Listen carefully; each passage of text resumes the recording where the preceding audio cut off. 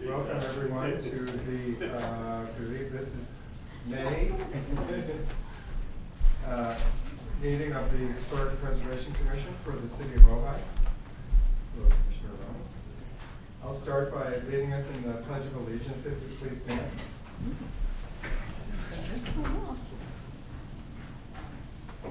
Pledge allegiance to the flag of the United States of America and to the republic for which it stands, one nation, under God, indivisible, with liberty and justice for all.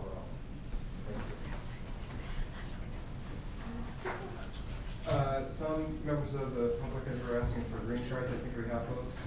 Sure, So, I can show you around them. okay. They're on the desk there. All right. So Excuse until I have those, I think we'll just go ahead with the minutes. Oh, roll call. I'm sorry. How Much I love this. Roni, did I get that right? Present. Thank you. I got it. I've been practicing. Ms. Boggs, Here. Commissioner Boggs, I should say. Commissioner Hill, Here. Commissioner Walker, Here. Commissioner McCready, Here. Commissioner Bishacha. Did I get it wrong? Here. Oh, okay. Thank you. Thank you. Let the record note that Commissioner Akins and Museum Rep Abrams are absent. Correct? Thank you. Thank you.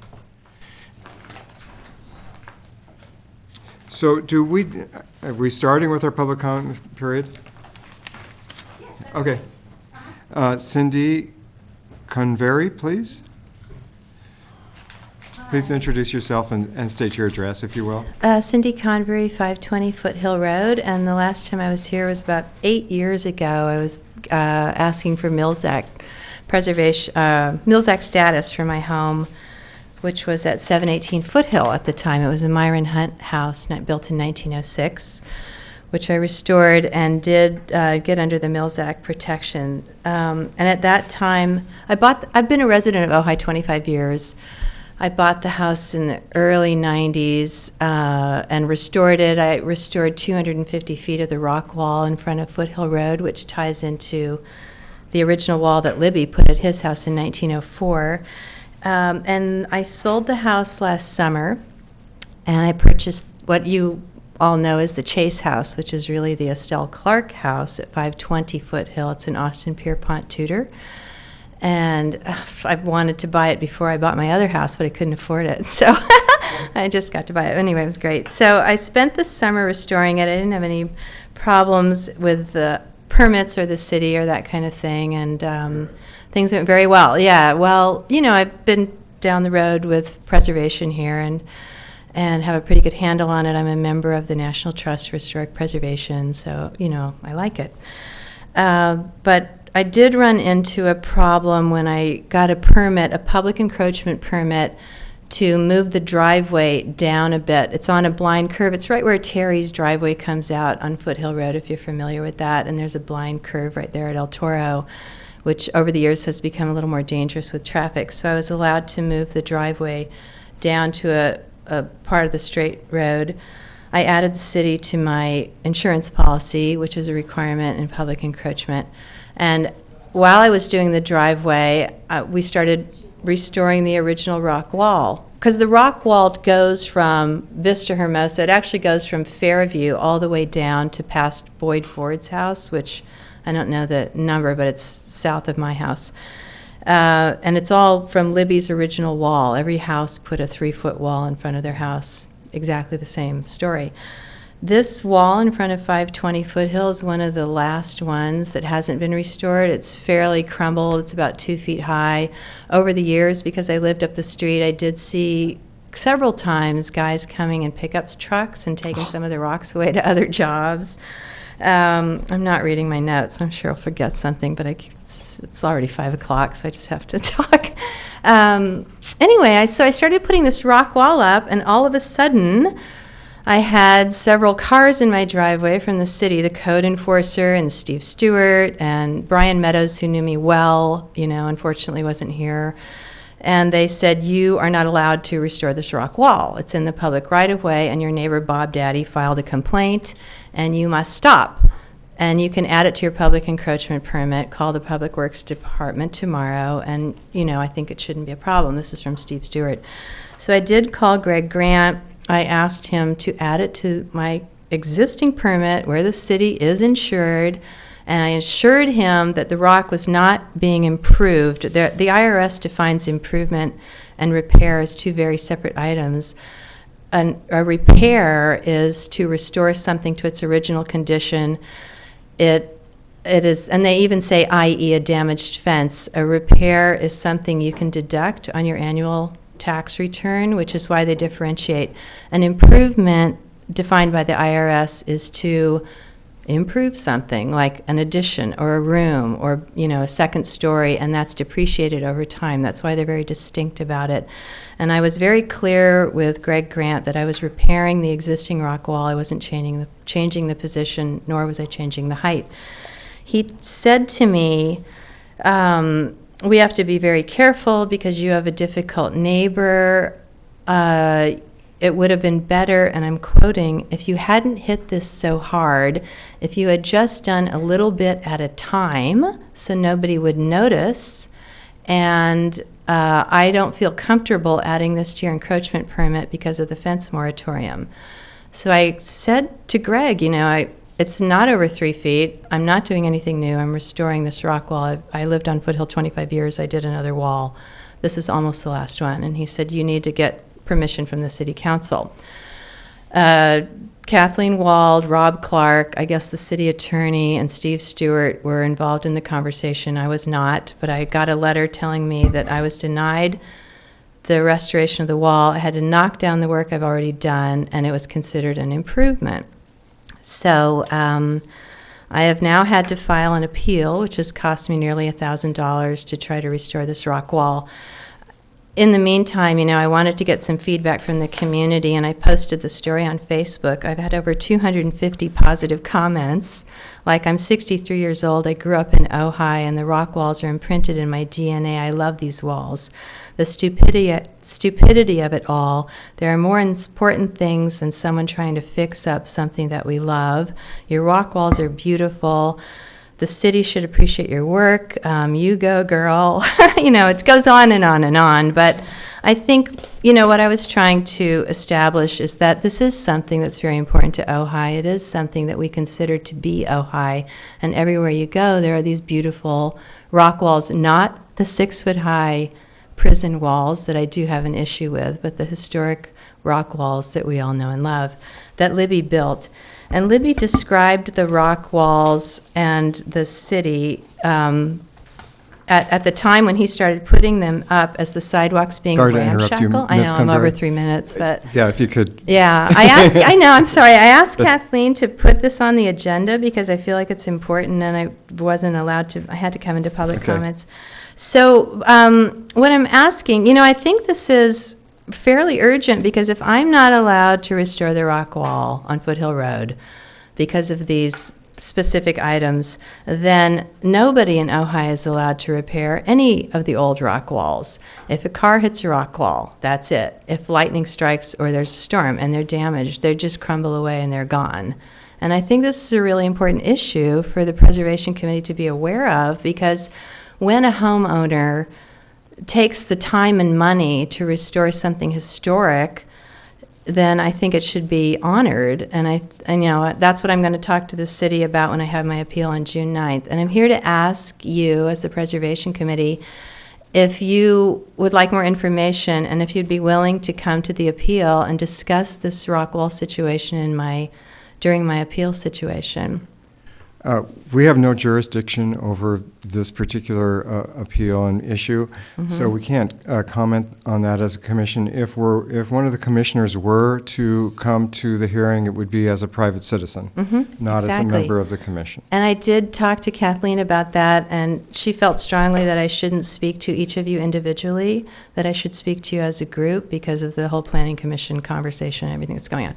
So that's why I took more time than the 3 minutes. But, it is something that the community needs to be involved in a big way because of the fences and the walls and the historic characteristics of a landmark property and losing them.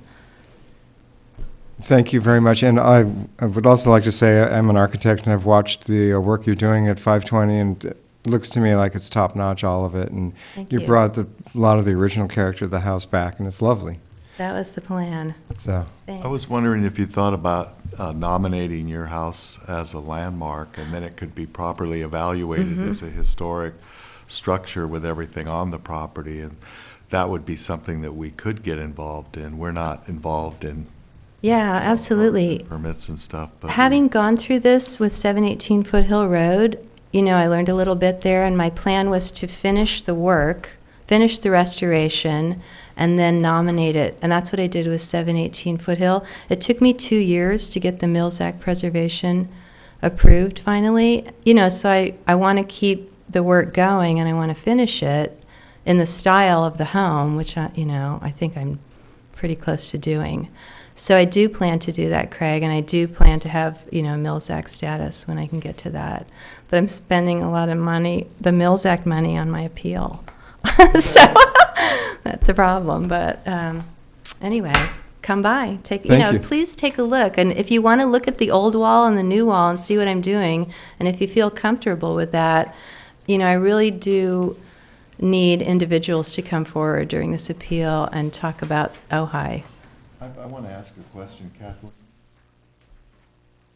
I'm not sure you can answer this. It doesn't directly relate to this, but the question I have, is the rock wall in just the setback, or is it actually on city-owned property? I can answer that, I believe. It's on city public right-of-way.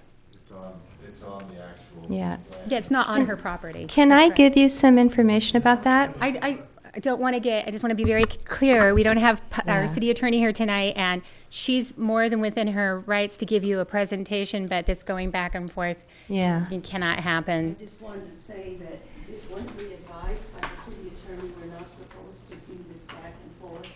Right. When we listen to the Right. presentation? We can ask questions. Oh, okay. Yeah, it's set 44 inches back from the edge of the asphalt. Every rock wall from Vista Hermosa on down is a little bit closer. They're between, my rock wall at 718 Foothill Road that I did restore was 6 inches from the edge of the asphalt. The rock wall in front of Terry's driveway is 22 inches. I did a survey, I've taken pictures, I've been extremely thorough. So my wall's actually further than the other ones back. Foothill, at the time it was built, it was on private property. I have a picture of Foothill Road in 1910 as a single-lane road, and that side where the walls are was dirt, and it was a horse path. In the 30s, the California Conservation Corps paved Foothill and the Maricopa Highway, and they widened it at that time, whether it was eminent domain. I don't have the records on that, but it was widened. So there, you're welcome.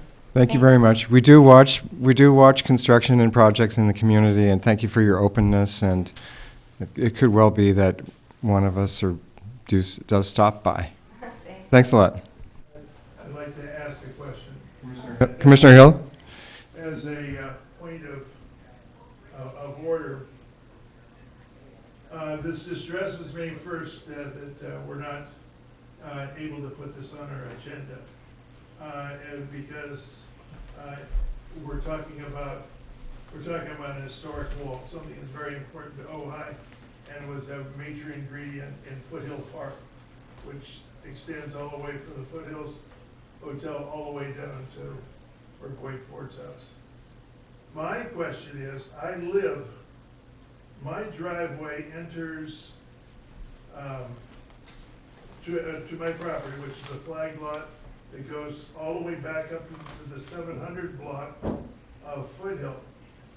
My driveway entrance is at 522, next to Cindy's address of 520. So if we get to the point, and I was hoping that Matt would be here tonight to say something about this, if we get to the point where we're going to be considering... Mic on? Sorry, guys. Oh, I'm sorry. Mike. If we get to the point where it's going to take a deliberation by this body about the historic nature of the wall, about landmarking her house. I'm asking whether or not I will be part of that discussion. Now, when Cindy landmarked and went through her Mills Act, I had to recuse myself because I lived in the guest house for the house that she was nominating. I want to know if I am going to have to recuse myself from the discussion and the vote on this particular property. And that's what I was hoping Matt would be able to tell us tonight. Okay, again, I don't want to belabor the point because I know it's kind of a sore spot with you folks in the HPC, but we cannot discuss something that's not agendized. So you really need, I'd be happy to refer that over to Matt tomorrow and get you an answer. Okay. But, you know, this is again. I'm not talking about, in this case, I'm not tying it necessarily to the wall. I'm talking about. You're talking about all the activities at 520 Foothill, which nothing is on the agenda for 520 Foothill. I mean, it's just, I'm sorry, I'm just trying to, you know, we're trying to kind of be in full transparency to the public. And if people were knowing that, if you want the question, I can answer it generically, that you know the area of where you have personal financial interest, which is your home, within 500 feet of that, anything that would then have some kind of impact on your financial investment, no, you cannot. You have to recuse yourself. Okay. But you know, I don't know the particulars. I mean, I'm not the attorney, so generally speaking, we give every single commissioner, whether a planning commissioner or HPC, should know those properties within 500 feet of their financial interests. If you have more than one home, that's why you do this. That's why you do the Form 700. Now, That's why I'm asking this question. right. So specifics, once you kind of get in that area, that 500-foot radius where then you need a higher level of someone answering the question, I would refer it to the city attorney. So that's kind of your first, you know, circular dimension where we would say, okay, if I'm within this, now I need to kind of know, is this really going to affect? I mean, so does landmarking a neighborhood property affect the value of your property? Well, that's a question you really need to ask the city attorney for him. And it's ultimately your judgment that, you know, he advises, but it's your judgment whether to recuse or not. So I hope that kind of answers, but. Well, what that does, the decision that you make will describe my activity as a private citizen in the weeks ahead in regard to this property. Right. Because if you demand that I recuse myself from a driveway that's an easement road that I don't own, that would have my behavior go in one direction. If you said that it was part of my home and that all that easement down the driveway, that constitutes, I don't pay taxes on that road. It's behind other people's houses, and that would alter my my activity, as you can see. Okay, I just feel one need to clarify something. The city never demands anybody recuse themselves. It's an individual's decision to do that. We advise based on the Fair Practices Act, et cetera, on what behooves you to do. I mean, the city attorney is here for you to make that decision, but at no time does anybody ever demand someone to recuse themselves. I mean, obviously, it's a full disclosure that you have to disclose through your Form 700 to the public and everyone at large where your interests lie. And that does become a problem. So, you know, when you're making decisions that can financially impact you as a person sitting on a commission, and that's why he's here to advise you, but no one ever demands. So I just want to make that very clear. Thank you, Director Wold. With that, we'll move on to the minutes of the April 23rd meeting. Are there any commissioner comments or corrections on the minutes? Yes. Commissioner Boggs? What page are they on? May 23rd. On page 3 of 4, it says, future agenda items. Number 1, arcade Oh, I know what she's banner gonna say. policy. So what does that mean? My apologies. It means arcade pennant policy. Correct, Rose? Thank you. Okay, I'm learning. Although I didn't do the minutes, I did see what you meant. Thank you for pointing that out. Other comments or corrections from commissioners? I move that we accept the minutes as corrected by Commissioner Boggs. Do I have a second? A second. Commissioner Roney, thank you. Yes? Oh, are we voting? Okay, do you want to do roll call or just general? Voice. Voice. Okay. Commissioner Roney? Yes. Commissioner Boggs? Yes. Commissioner Hill? Yes. Commissioner Walker? Yes. McCready, yes. Commissioner Basacha? Yes. Thank you.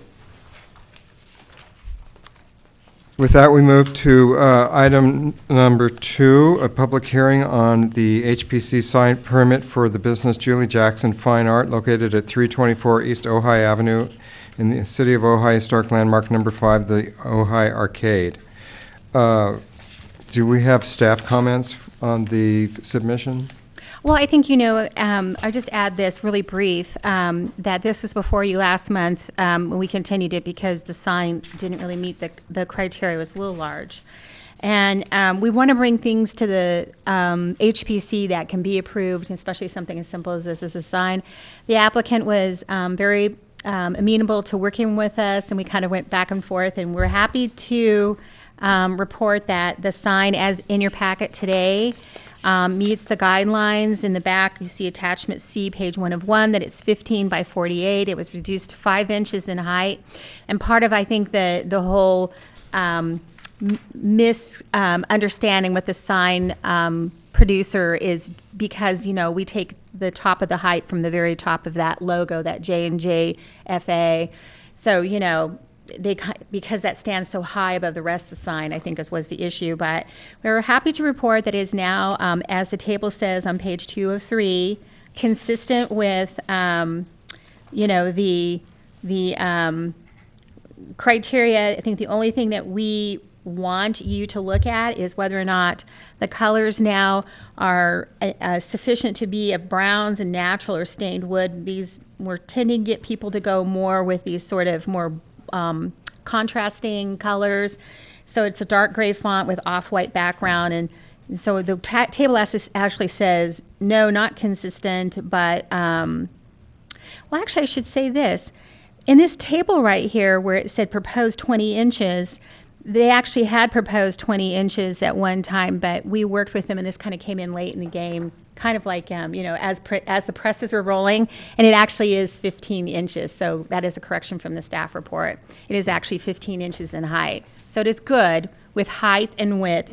The only thing we're looking for is whether or not the dark gray font with off-white background is suitable to the HPC. So it's a little bit off from, kind of the colors and the theme that's in the arcade, which is more natural colors and more a wood tone brown, and not such charcoal brown with white. But I should remind you that the last one I think we did, which was Carolina Graham, hers are kind of those colors too. So we have we're kind of leaning a little bit more lenience in the colors. And maybe the white just needs to be a little bit more creamy. I don't know. So I would open that up for you to discuss that with the applicant. So is the width 48 inches? Yes, it is. Is that the width of the rest of the signs in the arcade? That's the maximum you can have, and Okay. I assume that they it's. They vary. They vary a little bit, but I think that most people would try to achieve the maximum because, of course, 4 feet by 1.5 feet really isn't that big. That's about a 5-6 square foot sign, and that's pretty minimal. And they probably do tend to be, I think, yeah, I 40, think 48 is within the guidelines. yeah, it's within guidelines, and you can kind of see that where the photoshopped in, you can see like Betty Lou's is more square. Some of them are narrower and longer, but it is within the guidelines and totally acceptable. Are there any other commissioner comments or questions? Well, Commissioner Boggs?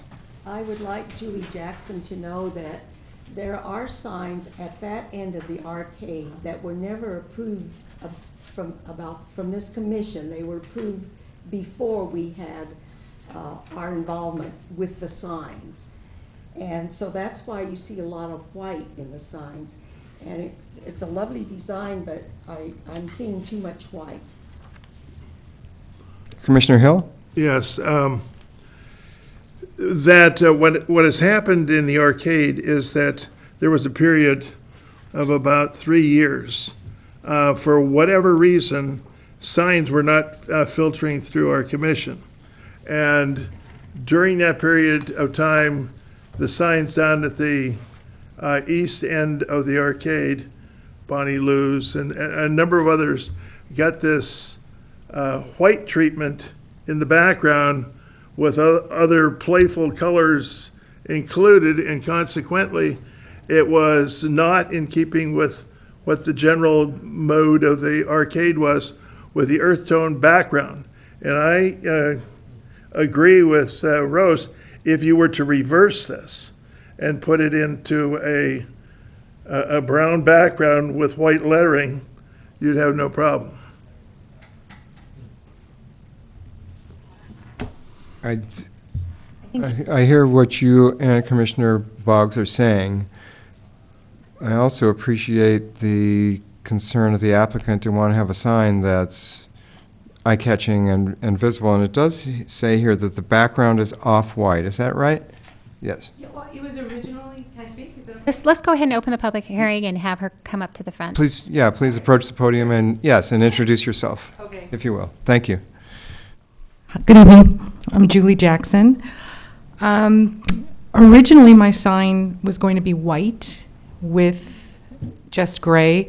My gallery carries 5 centuries of master art from Rembrandt through Picasso, so it's more the genre of my gallery. It's not real colorful. It's very modern inside and contemporary, but I wanted to warm it up. And what happened was Carolina Graham, when she did her sign, she did the dark with the light, so I wanted to kind of do the opposite of her so you could differentiate between the olive oil company and my company. And then I'm next to Priscilla, which is white and purple and pink, Right. and then I've got Bonnie Lou's, which is blue and white. I mean, it's just this cacophony of colors.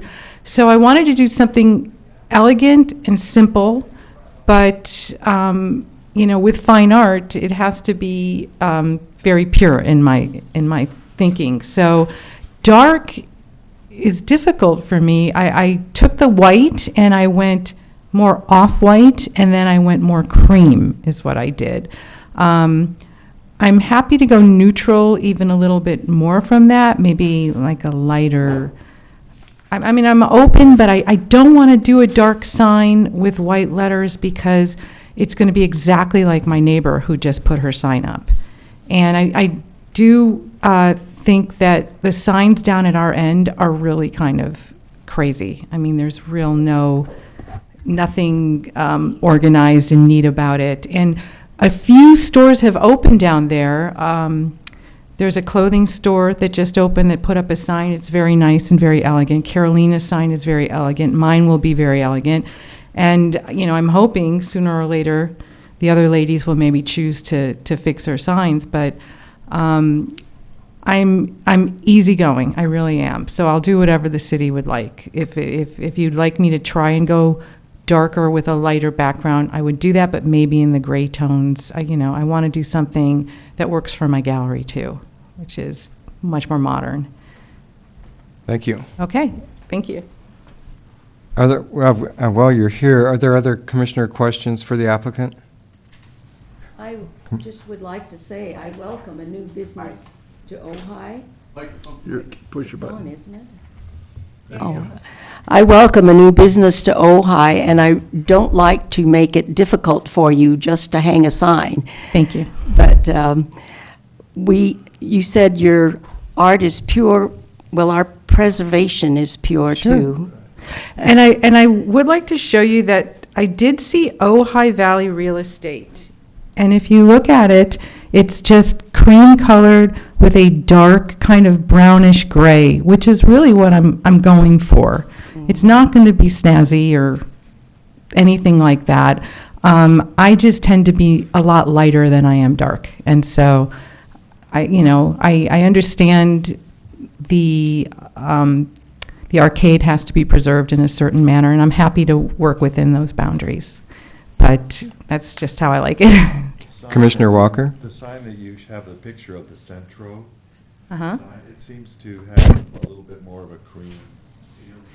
Yes, yes. Is that what you have in mind? Yes, he's darkening that cream. We're trying to get the one we were in such, I unfortunately had left town, and then I had a funeral to come back for, and so, we were scrambling to get it done within like 30 minutes. So I called my sign guy in Ventura, who Dave has done numerous signs in Ojai and on the arcade, so he knows, and I said, darken that white, get it more earthy. And so this was the cream he came back with, kind of an ivory cream, and there are some beautiful shades of ivory too that I think would be nice, and I think the gray is dark. You can't see it here. It's almost like a wood-looking gray, but I didn't want to do brown and white like Carolina, and then we kind of look like twins there. It is a little different, and my logo is the pyramid, so with that is my only little blast of color, but again, I could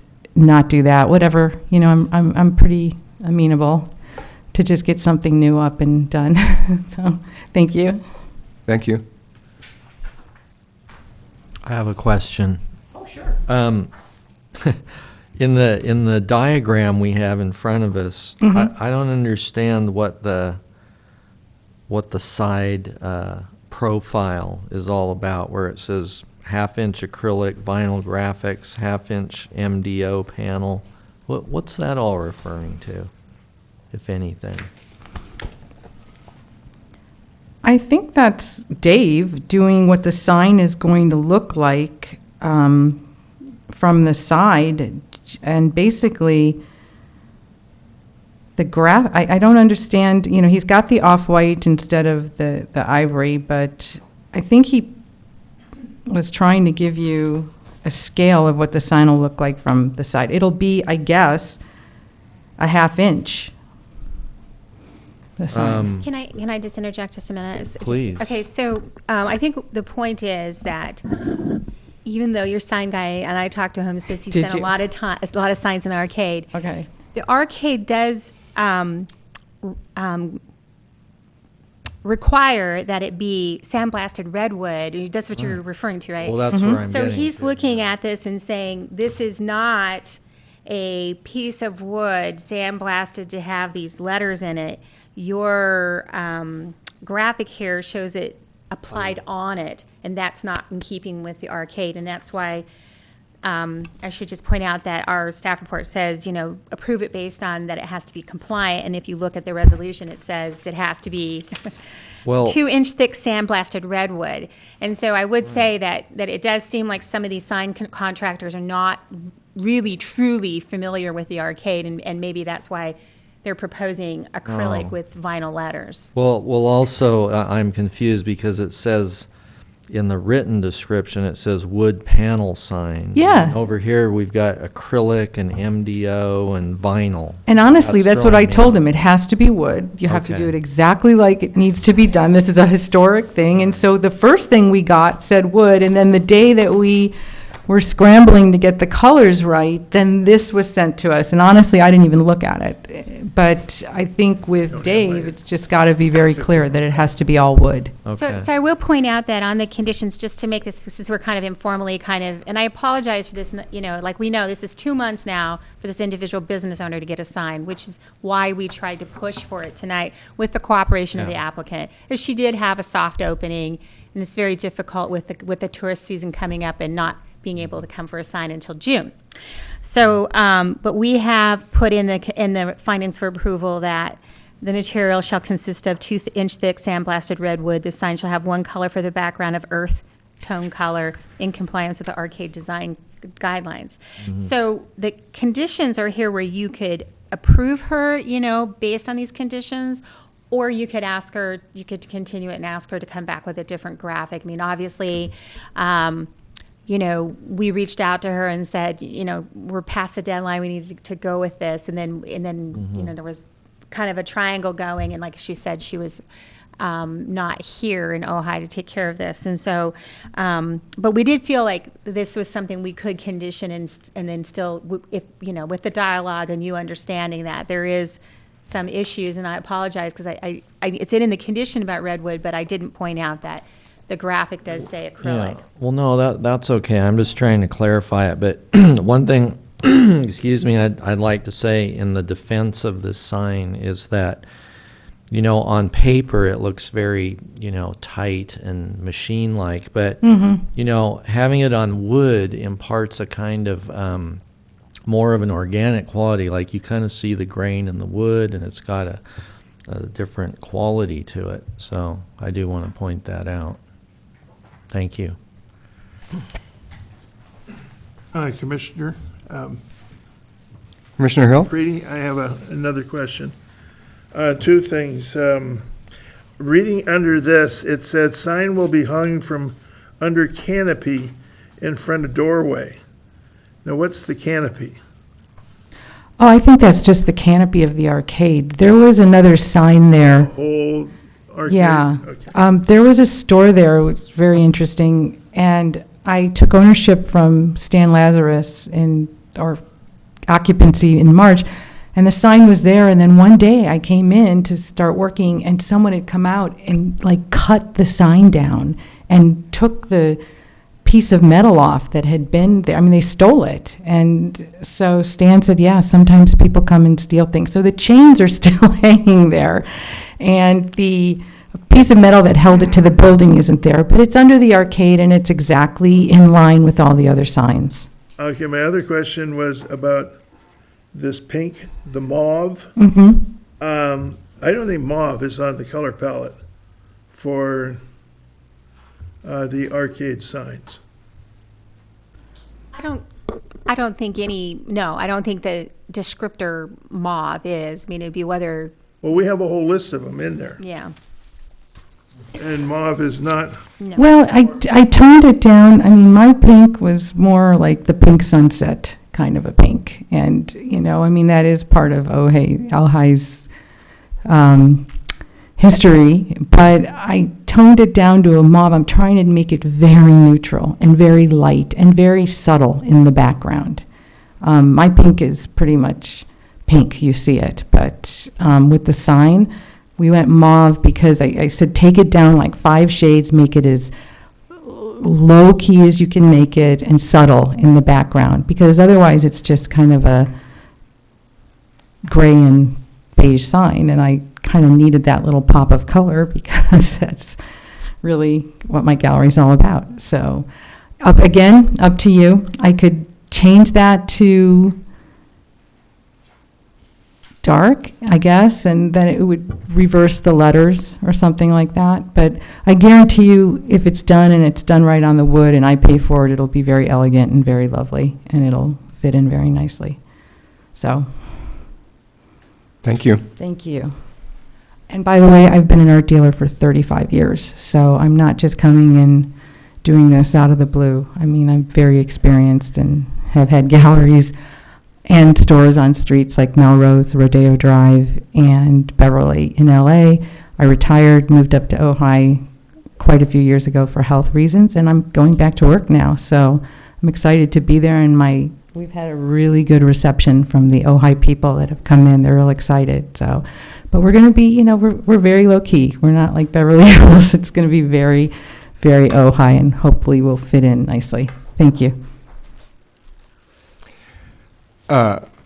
Director Wold, can you run through again for me, please, the conditions that you have proposed for Sure. the acceptance of this application? I just hate to see an applicant come back, time and time again for a sign permit, and the frustration that builds. I was wondering if we could come to some consensus here. With that. Okay, so the permit allows for the placement of, this is condition number 1, of a double-faced projecting hanging sign, 15 inches tall by 48 inches wide, rigidly suspended to no more than 5 inches from the face of the storefront, and the bottom of the sign being 96 inches from the ground in front of the business within the covered walkway on the north side of the building in the arcade. So the placement is very specific. The material of the sign shall consist of 2-inch thick sandblasted redwood. The sign shall have one color for the background of an earth tone color, brown or wood tones. So I guess this is where we get into this subjectivity.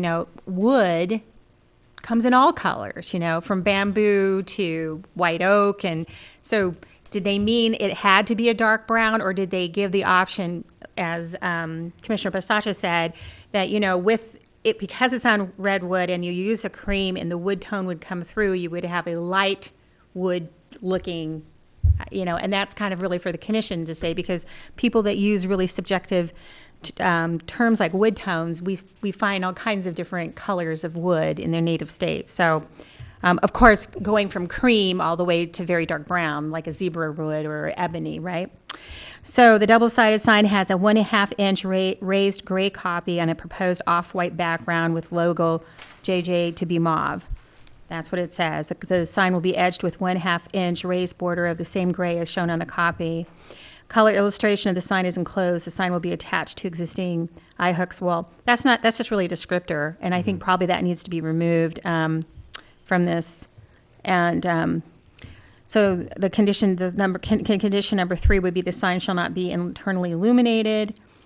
I would move this descriptor up to the top of what the sign actually is, and then it would be modified based on the following conditions. So if you say it cannot have a mauve logo, then that would alter that. So the sign shall not be internally illuminated. The sign shall be constructed, painted with matte finishing, and installed in a professional manner and a professional design quality in accordance with the approved design, which would be conditionally approved. The sign shall be constructed and maintained in accordance with Section 10-2.1606B of the Ojai Municipal Code. And any modification from the approved design shall be reviewed and approved by the City Community Development Department, and that probably should be really the Historic Preservation Commission. And 8 is no business signs or banners other than one business sign approved with this permit shall be attached to the exterior of the building without approval from the Historic Preservation Commission. And the applicant must maintain a current business license for the business being represented by these signs. So I would suggest that you deliberate between, let's see how many of you are tonight, the 6 of you, and come up with what you think is an acceptable color scheme, and then, call the applicant back up, ask her if that's acceptable, if there's any kind of compromise that could be had tonight, and if not, then I guess you would have 2 choices, either condition it without her consent or not, and allow her to appeal that if she needed to the city council, or ask her to redesign and come back next month. Give her some time to come up with an alternative design. And I'd be happy to do that for you, but I think that these signs, my concern about doing that as a director and looking at the signs is clearly what's happened over time as people are looking at other signs in the arcade and taking their cues from the other signs rather than the actual written script and requirements. So it seems to me that we need to start kind of getting them right. Otherwise, you're going to continue down this path of having, these colors and people looking at the other signs and saying, well, look at what the other signs have, which is my concern, because I'm taking my cues from you, but that's what I'm hearing you tell me, because it seems like there's a number of signs there that really don't meet the arcade sign guidelines. I know that. It seems like, to me, to my eye, the biggest departure here from the other signs in the arcade is the triangular logo. Seems to be the biggest departure. I don't believe that there are any guidelines for that. The guidelines allow you to work within that 15-inch by 48-inch envelope in any way that architecturally, Okay. So what I'm trying to say is that while this sign might color scheme look like Carolina's next door, the shape would differentiate her rather than colors, May I say one more thing? Go through the chair, I'm sorry. I'm sorry, may I say one more thing? Please. Okay, next to me is Priscilla, and it has cut flowers, and I know it went under, but next to her is Skyflower that just went through, and it is a brownish gray background, but it's blue letters and light blue. She's got a butterfly and a flower there, and then she's got white where it says boutique. And I know that store just opened a few months ago, so there are stores at the end that are kind of putting in their pop of color, because you've got Priscilla and you've got Bonnie Lou's with these crazy signs. So I would suggest either Bonnie Lou's and Priscilla are made to adhere to the city rules like everybody else, and we all go plain and simple. I could do like Carolina Graham, and she has kind of whitish cream letters with a brown background. I could do the creamish white background with the brown letters. I'd be happy to do that, but I have to individuate a little bit. I don't want to be, and Bonnie Lou's and Priscilla, I'm sorry, I think they're the worst signs I've ever seen, and I'm smack dab in the middle of them. So, I'm happy to do what it takes, but I think we should all be uniform in the fact that this is what the city requires, and that's what we should do. So, thank you. Thank you. Commissioner Walker?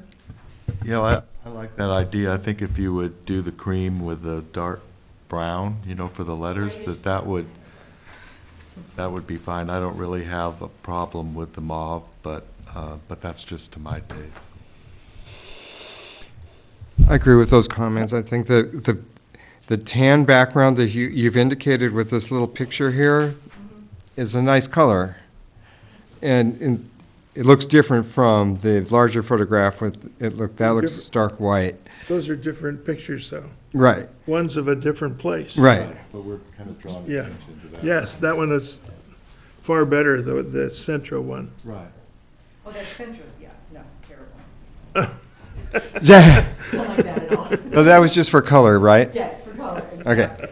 He was getting kind of the grayish brown, because I told him, get a gray, but kind of like a brownish gray. And then with the cream, I'm trying to bring it up from white. So you can see there's such a strong difference between the white as Madam Boggs is wearing white hat, cream jacket. It's so different. And so it won't stand out as much. It'll blend much more if we take it down to that tone. I know it will. Okay. Is there a motion? Would you like me to, are you going to go ahead? Okay. Yeah, I would move that we approve the sign with the condition that the lettering be more of a brown color, and that the background be the cream color that's shown in the Centro sign. I'll second. Okay, I'm going to, point of clarification, so we're going to go back to attachment A, which is the findings of our approval, and I'm going to ask you to put into your motion that condition number 7 say any modification from the approved design must be reviewed by the HPC. Don't send it to me, because we want all signs on the arcade to come back to the HPC. So I ask you to change that. Ask you to delete condition number 3, or leave condition number 3 and say a cream background, right? Instead of white, we're going to take, instead of off-white, we're going to call it cream. And then are we leaving the logo JJFA mauve? Or are you saying light mauve, or is any intensity to the mauve at all? Are you okay with mauve? I say no mauve. So I know you have a motion on the floor, so I just want to make sure, because when I get done, I have to know exactly what you want on your motion. So you're saying mauve with Craig, your motion? I was okay with mauve. Okay, no, your motion's on the floor, so that's fine. Okay. And then I think that's it. And so I think that's all I need. I just want to make sure that I have this clear, because, I don't want a misunderstanding with the implementation of these conditions. All right, thank you. So Okay. would you accept those modifications then? Yes. Thank you. So we have a motion. Do we have a second? I second. Commissioner Boggs seconds. Okay. So I will call for the vote. Okay, so Commissioner Basacha? Yes. Thank you. Commissioner Walker? Yes? Commissioner Hill? No. Commissioner Boggs? Yes. Commissioner Roney? Yes. And Chair McCready? I vote to approve. Okay, Thank you very much, and so that passes. So, do you understand? I do. Great. Change all the colors, make it all wood, and then send it back to you, correct? Or Right, so you're not changing the colors are going to be as cream as depicted in your, Right. and off dark gray and the mauve. So you're really not changing anything, you're just affirming Right. to make sure the plans now affirm with what you have there. No plastic, no. And make sure the plans are consistent, and then we'll get you going on it. Okay. So You now- can call me tomorrow. okay, perfect. All right, thank you. Thank you, everybody. Thank you. Thank you. Come visit. And I do thank the commissioner. I'm sorry that it was that much work, but I hope you appreciate that, and we're just trying to help the business owner. Yes. Otherwise, we wouldn't have brought. Okay. Yeah, and Thank you. I don't want to have them come back 3-4 times. You know, Carolina Graham was, you know, I know she said it was one of the worst times ever. yes. So, our next item number 3 is the Libby Park Playground Community Design. Director Wold, do you have comments? I'm just going to, I know our Public Works Director, Greg Grant, here has been very busy, and he is trying to get this together, and I think he has to move on to another meeting tonight. So he asked to come first, but, public hearings, kind of we always do this first. And so I'm going to just hand it over to him, and I think he'll make his report short and sweet, and hopefully we'll get him out here in time that he can go to his next meeting. Oh, he And with loves that, spending time here. I know. With that, I'll turn it over to Greg. Good evening, Commissioners. Yeah, Greg Grant, the Public Works Director. And I primarily wanted to discuss tonight the Libby Park Playground, the community design build, and hopefully you've heard about it already. I think I was actually here some time ago talking about the concept, although I'm not sure because I've talked about it so much. But I did want to just mostly bring up the status of the project and also request your input on the design of it.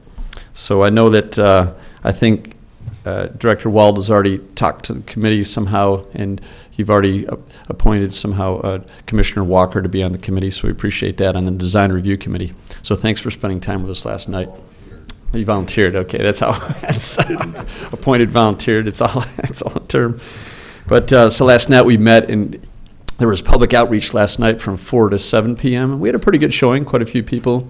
And then at 7 o'clock, the Design Review Committee met and went over and discuss different input for the design that we have coming up. So to go over the basic, where this is going and how it's working, we have a design input phase we're going through right now, which was that input last night, and the Design Review Committee reviewing it. And then today, our designers were up at the school, at Topa School, and they had all the children drawing their designs, and they spent the whole morning, 2 different designers up there going through. I think they met with every single classroom up there. And so they've got a lot of input from the kids. And now they're working on a design over at the Women's Club on their own, and they plan to unveil that tonight to the public at 6:30 tonight. So that was my deadline, so I'm doing good. And so that'll be tonight, and that's still kind of it's very conceptual at this point. It'll be kind of a plan view, but it'll be still within the boundaries of the existing curb that goes around the playground. There's a concrete curb there. And I think that was in your attachments. There's attachment B had the limits of the playground. So the intention is to stay within that limit with a possibility of expanding to the north a little bit. So I'll touch on that a bit more in a minute. But so anyways, we're looking for all this design input through this phase right now. And then we're going into once this design is kind of unveiled tonight, we'll start going through iterations with the public and with the commissions, discussing it and getting all the input we can. And that'll take several iterations of the design. Some people will be concerned about excessive height or mass or color and other issues. And then we'll be kind of in parallel planning for the construction, which we're shooting for October or November. And it looks like, based on last night, we're heading for probably early October, possibly October 6th start.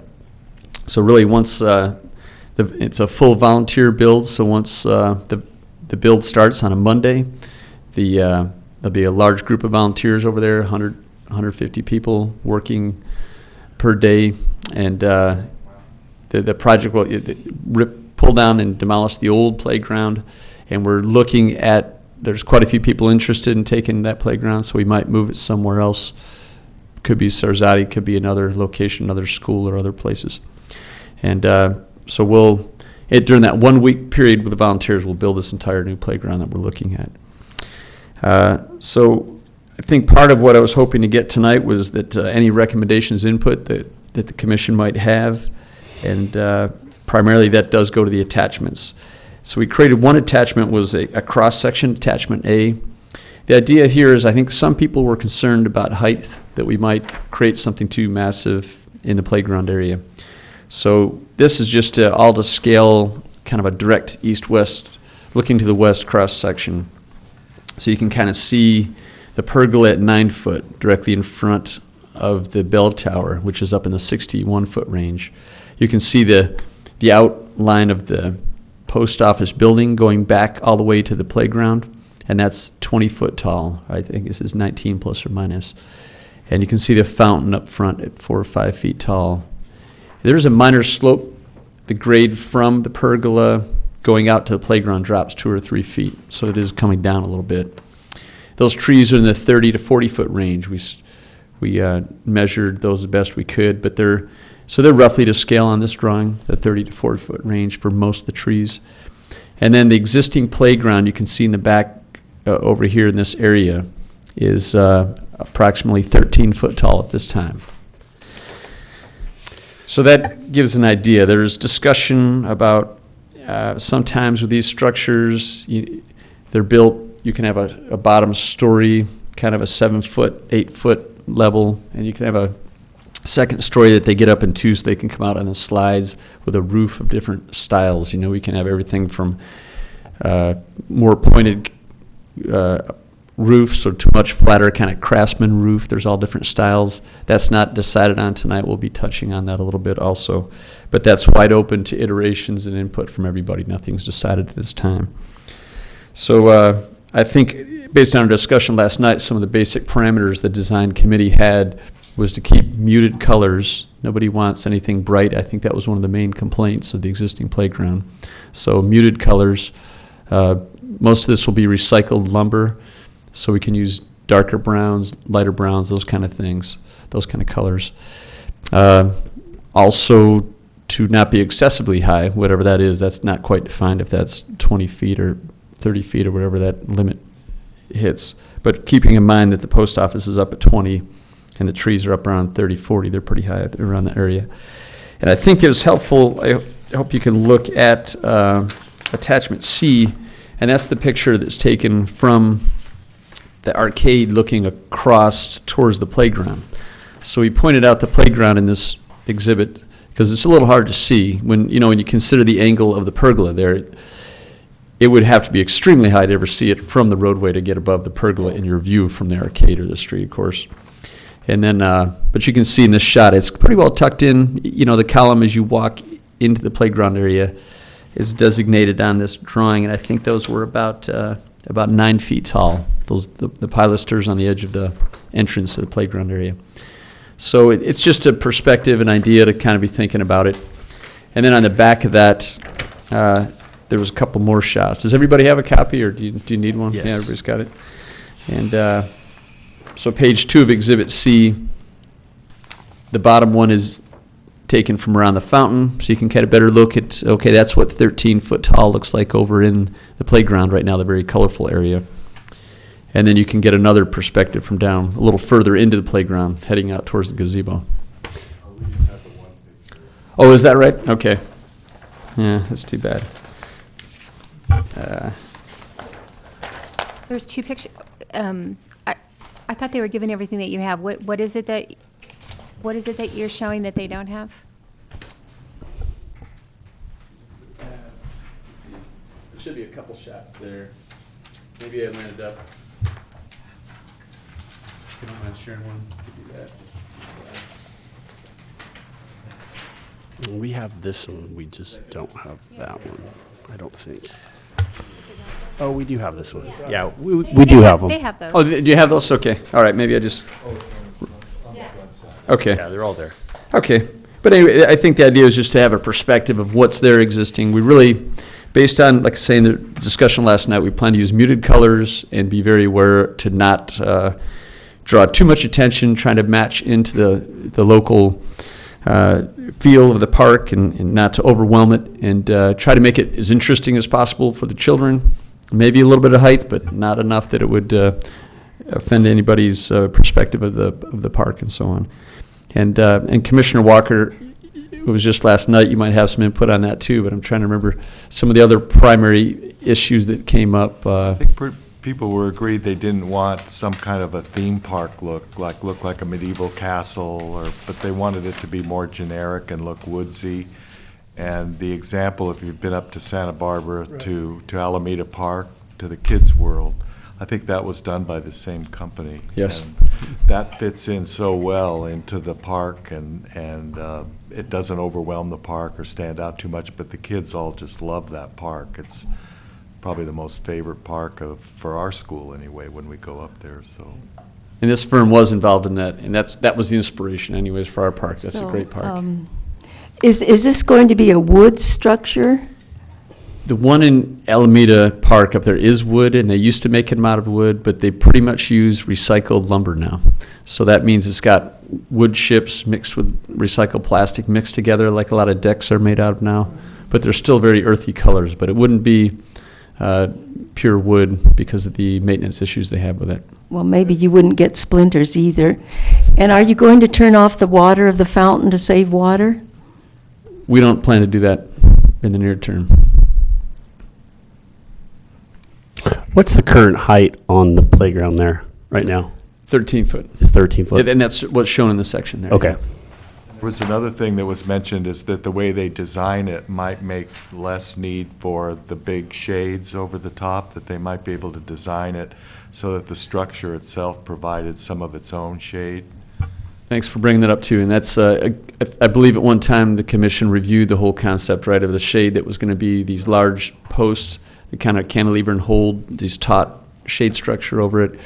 And the Rotary had gone through that and was going to donate that. So instead, they've donated the money to this project, and we're trying to integrate it exactly as Commissioner Walker is saying. We're trying to integrate it so that we have long roof lines kind of hanging over and shading the custom-built structure as much as possible. And possibly at some of the seating areas, whether it's benches or picnic tables, we'd have arbors that might have plants growing eventually on them, but in the short term, maybe we'd in the summer put up on top of the arbors some shade fabric temporarily till the. And they also talked about, while not making the whole structure look like the pergola or something like that, that they could add some elements that might, for the kids and the families that are there, tell a little of the history of Ojai, like on a bench with tile or something. That would be a possibility. And the Arts Commission is trying to get a group of people together to be an art committee that could, sometimes with these structures, you do a custom entryway and you have kind of custom tile work or that kind of thing. So we might have a part like that, we hope to, with the art community here in Ojai that will come together. Was there, so you mentioned that there is a brief discussion to expand this out beyond 70 feet. Whereabouts would that be, in that sort of northwest section there that looks sort of the area in the front here where it looks like there's no grass? Exactly. Is that the area? There was a very large tree on that west corner there, Right. and it was the tree that I think was quite an issue, went on with it back around 2000 or Okay. so. Yeah. So that tree's come along pretty good, the one that's there now, but still that space is much bigger than it's needed for the tree. And not to mention, this isn't the kind of structure that's built that heavily impacts the trees. I mean, we're using wood mulch. It's a special engineered fiber for the kids to play in, to soften up the area so water still moves through it fine and waters the tree and everything. So we're not talking about getting up super close to the tree, but that area has about 1,000 square foot that we can move it a bit to that side. I think everybody was concerned about going south into the Oak Grove. Nobody wanted to go that direction. But up there, it seemed like most people are relatively supportive of it. Okay, thanks. Any other comments or questions from commissioners? We were asking for direction on the expansion. Am I correct on that, Director Wald? Let's see, I'm going to refer to this. I think you said receive a presentation, which you've received, and provide input for the makeup of the design review committee and steering committee and input on the process and schedule. Okay. And then provide input on the boundary of the new playground or any other initial design considerations. So I don't know, is the boundary changing, Greg? I think that's what we just talked about. I appreciate Yeah. your input if you are supportive or against it or either way. Are there other commissioner comments? Well, as a parent myself, and the fact that I was just there a few hours ago with my kids, I appreciate the efforts, and I think that this is exciting for the community, and I think the extra space that we just discussed, it would be an excellent use. I know it does get really hot there, and that those shade structures would be really beneficial for the community, especially for parents. And you know, the height consideration is for safety reasons, but I think it's very exciting. So thank you. I think we'll be very careful about that space. That'll be, I think that's a great part of these. It's kind of architect designers. It's not this modular type playground where it's plugged in there and it's very, very bright colors and all that. It can be custom designed, what colors we want. Yeah. And I think there was a lot of concern, like you're saying, not going Disneyland and making sure that it's fits into the atmosphere of Libby Park without the playground that's there right now. Sounds good. Thank you. So any other comments or input on that? Yeah. I don't think so. Thank you so much. Okay, thank you. Appreciate it. Thanks, Greg.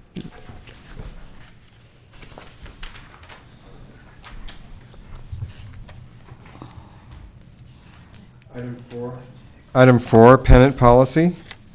Okay, so I'm going to give you kind of a casual staff reports here because I think we need to use the time wisely to kind of actually get through the pennant policy.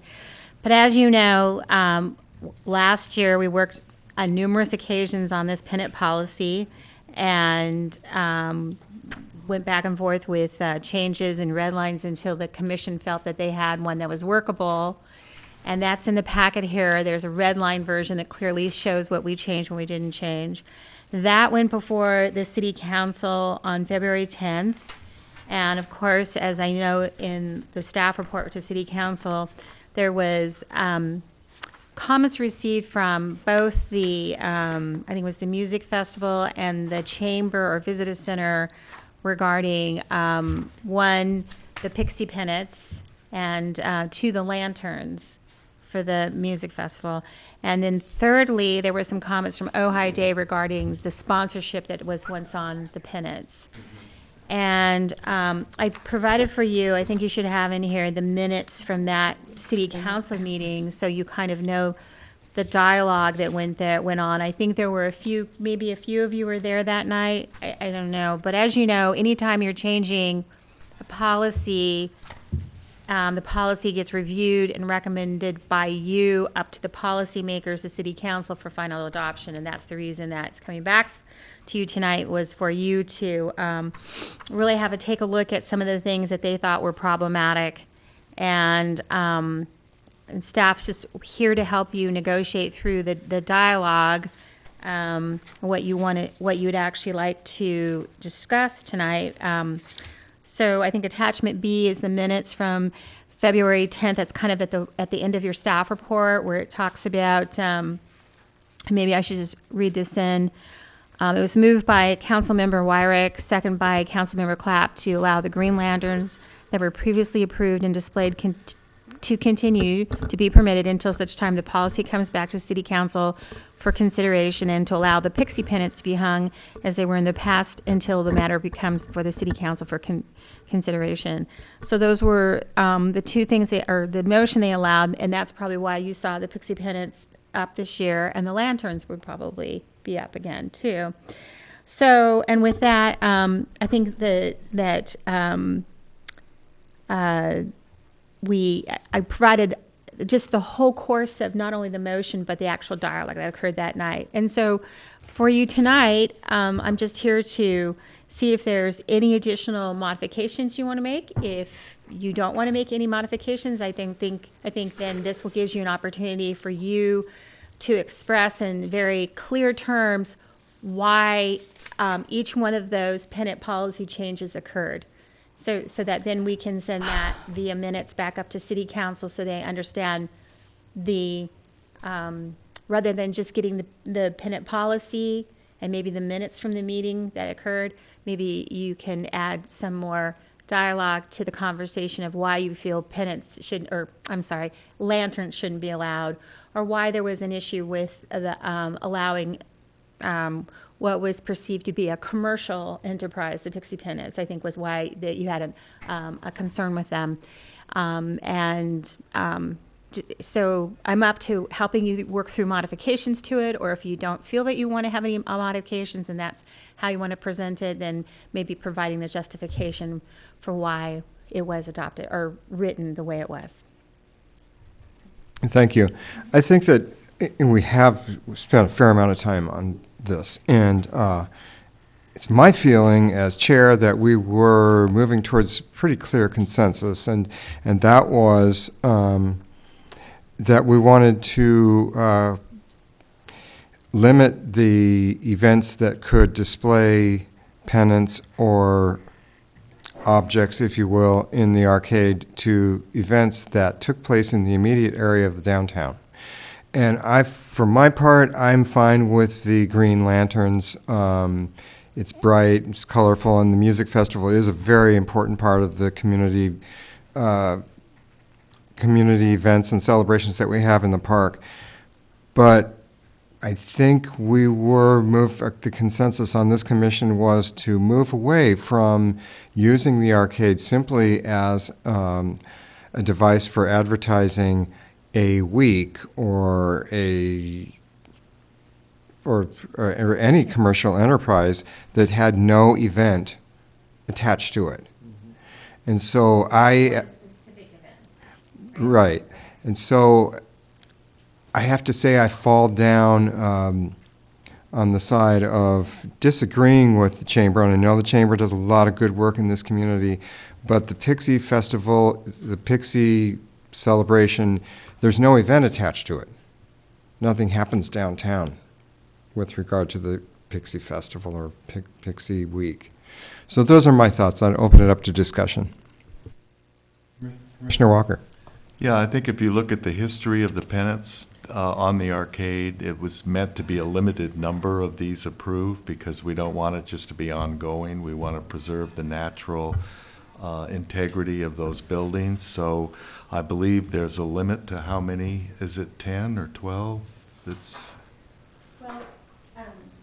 Well, in your packet on attachment A, that we've provided a list of the last ones where they did in 2014, which was there were 7. It looks like there was Pixie Tangerine, the Ojai Tennis, the Village of Tales, or is that the storytelling? Is that the same thing? Art in the Park, the Ojai Music Festival, the Ojai Film Festival, and Ojai Day. So I don't think anybody knows of any others. I think so right now we have 7 going, although they do all kind of come lumped together from March till June. You know, you kind of, some of them ones are going down and others are going up. I mean, the events just happen to be very close to one another. So the only 2 that really occur in fall are the Ojai Film Festival and the Ojai Day. Now, so right at this point in time, we have 7 going. Well, so, I think that we should, first of all, limit the number of these. I know it allows them to stay up for 2 weeks. So if we limited it to 10, that would be 20 weeks out of the year, which would be over a third of the year. And I think if you start getting more than that, then you don't have the arcade and the pergola anymore. You just have this constant change in their architectural look. So I think the first kind of principle, so to speak, is that we want to limit this to a certain class of things that would happen down there. And if you look at the history of all the times that's been granted, it's always been for an event that's held downtown, Ojai Day, the music festival, the storytelling festival. And that makes sense because they dress up the downtown. It's a festive way to announce that there's this event happening. And so what happened last year was that we were called to a special meeting to approve this request for the Pixie Tangerines and to change the policy while we were at it to look at that. And we were kind of put on the spot because they needed to have this done pronto, and we didn't want to necessarily deny them, so we put into the policy the option that we could say that it would only be for a year, even though we kept in the policy that once you've been given a design, that would be grandfathered in for as long as that design was kept going.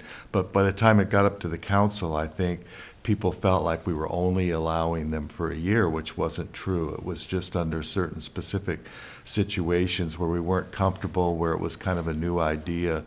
So I don't know where that is, but I would just like to say that I favor the idea that once we approve of a design, that they can use that design until they want to change it again. It doesn't make sense that they would go to all the trouble and so forth to create this design. So I think we need to limit them, and one of the ways we can limit them is by saying it's just for events, because the minute you start saying we're going to have Pixie Tangerine Month, then you might also have Ojai Private Schools Month, or you might have whatever kind of month that promotes some product or something that we all hold dear. It's not that we don't hold them dear, but it just opens up another class, and then how do you draw the line? So I think that the council ultimately has to make the decision, but I hope they will consider that and will say, yes, it makes sense for events, but not that are being held downtown, but not just to open it up as a form of advertising a month or a product or something along that line. I do feel that the pennants are also historic. These are historic buildings, and I think if you came to Ojai in 1917, you might have seen pennants hanging in the arcade. That is something that fits in with the history and the look of the arcade. But I think when you start getting into twinkle lights and mechanical devices and interlit lamps and stuff like that, then I think you are not consistent with the history and the architecture of the arcade and the pergola. So that was, I think, part of our thinking too, as far as the lanterns. Now I know we have the Christmas lanterns, and they've been in there forever, but I think that to start opening that up, and I didn't remember actually approving those lanterns. I mean, is that in the minutes that this commission did approve lanterns for the arcade? I know they said we did, but they didn't come before our commission. Maybe it was before my time, but I don't recall that was brought to us. I don't mean to interrupt, but I don't recall the idea that the lanterns were approved. I'd have to research that. But when we worked on the pennant policy, it was I think a consensus that we didn't want, that the HPC did not want lanterns. That's right. I think that was our general idea. Now, with that in mind, since it was a design approved, it wasn't approved by us, I don't think. It says previously approved. Yeah, and Attachment B, 3 of 3. I just can't. I don't know how that came 11. about. Yeah, that's a motion. I don't know. I could well, let me just look a little bit here, because there's a lot of information. I was at that meeting. When they came about as a vote, we voted on the pennant that was to hang in between them, and I remember I was the only vote to object to them, and that was I had an objection with the sign and the content of the graphics. And if you read the line, it says they chopped up the words to make it kind of hip, the way they laid out the graphics on there. And one of the lines, they broke up the word music, and so they had sick fest, and I thought that was very inappropriate for the banner or for the pennant, and I was the only one that voted against it, and the rest of the commission went on and they approved the banner. Do you recall the lanterns being part of the? They were not brought up at that time. That was just for the pennants. They had, what happened with the lanterns It was kind of interesting because they had several different approaches they were going to do with the lanterns. Not lanterns, I mean the Chinese globes, as they described them. They were going to have the Chinese globes going across the street at the crosswalk there. There was going to be a canopy of these things going across. There were going to be any number of these globes in the park itself too. And we objected to that. But the overall decision, they scaled it way back and just had the globes in the arcade. No, they had them in the park, in the trees. In the trees? Yeah, But they scaled back. But they didn't do that, though. They didn't do the stuff over the street. Yeah.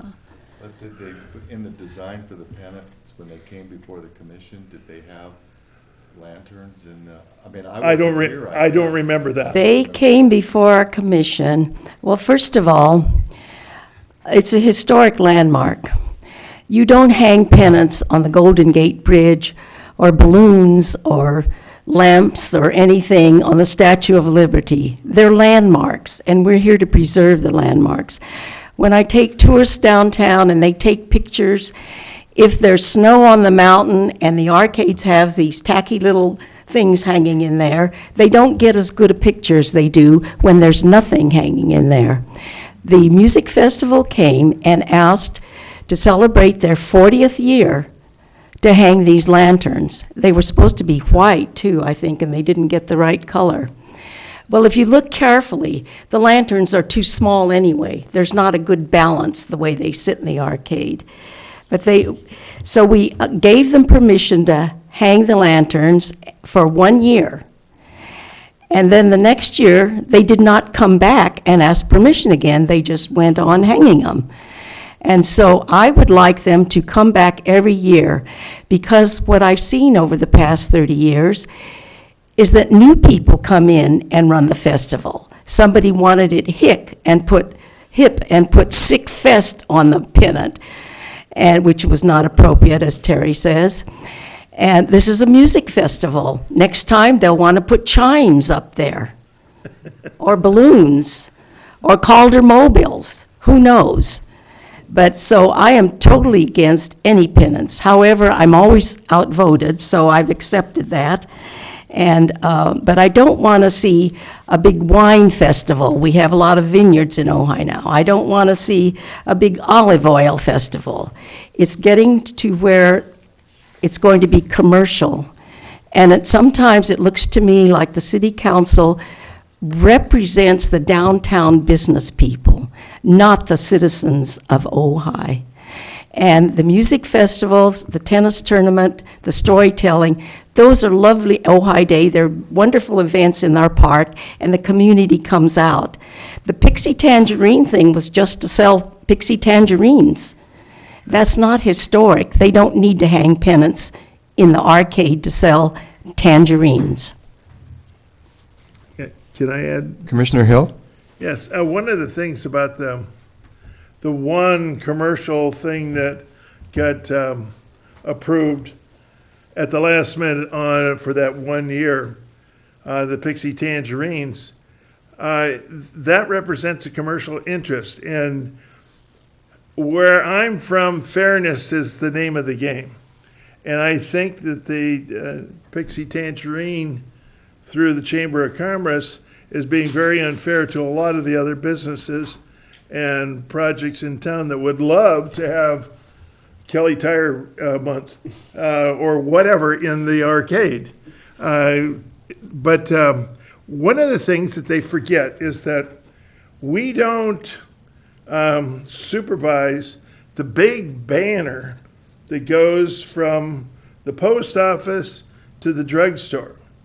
That's up there all the time. And if the Pixie Tangerines wanted to really declare this the Pixie Tangerine Month, they could utilize a very nice big commercially produced banner. And lots of the groups do.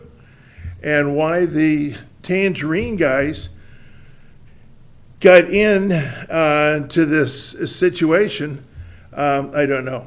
It just seemed unfair.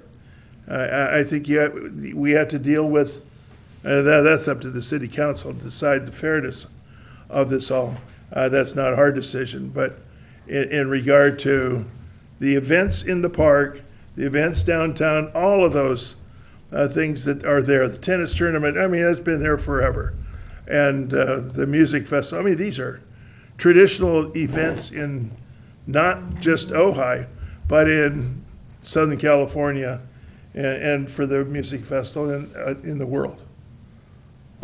Thank you, Commissioner Hill. Commissioner Walker? Yeah, would it be helpful just to give some recommendations to the council rather than trying to write it word for word? But I think the one thing that comes out is that they should be limited and maybe to 10 events a year, something like that. So that would be 20 weeks so that it isn't just overwhelmed with pennants all year round, but that there be this limit to it, some sort of limit that is felt to be appropriate. And hopefully it would be less than a half, but maybe a third of the time, that the pennants are, that they're there as decoration for events held in the downtown and not used to promote products or things that have nothing to do with an event, that would be a recommendation. And that we really strongly urge that the pennants just be pennants because they fit artistically and they fit historically, I think is the main thing, and that we stay away from twinkle lights and mechanical objects and interlit things that aren't really compatible with the history of the arcade and the pergola, and that we maybe eliminate the one that we had, that it would only be year by year for ones that we designate that way, because that seemed to cause some confusion in people's minds, but that we reaffirm that once a design has been approved, that design can continue until they come back with a different design. And then at that point, we would relook at it and make another decision. But those are, I think, the main points that I'm hearing. Yeah, that sounds good. I was just thought of one little small detail.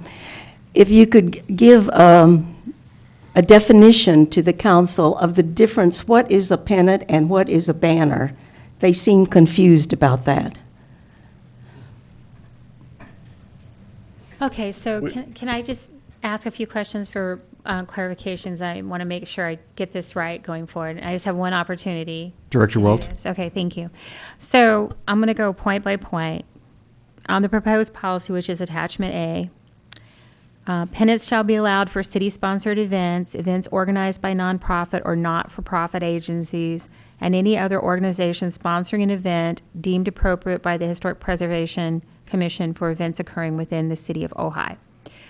So you don't want to make any changes to that. That's clear, correct? I mean, we're clear that because I just want to make sure, because I hear kind of two different things. I hear the visitor center is a commercial activity, but this is saying an organization sponsoring an event. Well, they are an organization sponsoring an event, so they would fall underneath this, correct? I mean, it's not an event in the downtown, right? but that's not in here at this point. That's what we want to convey, I think. They should be associated with an event in the downtown. We've talked about this a lot, and that has come up at different times. But then, at some time, I think the general consensus was to leave the pennant policy a little bit fluid, so you would be able to have, still you said, for events occurring within Ojai, deemed appropriate by you. So that was how you left flexibility. So you are deciding, someone's coming here and you're making a decision on whether that event is something that is a city sponsored event or something that is occurring that should have pennants in there. And so I just want to make sure that you're understanding this doesn't specifically prohibit commercial activities or define commercial activities or events.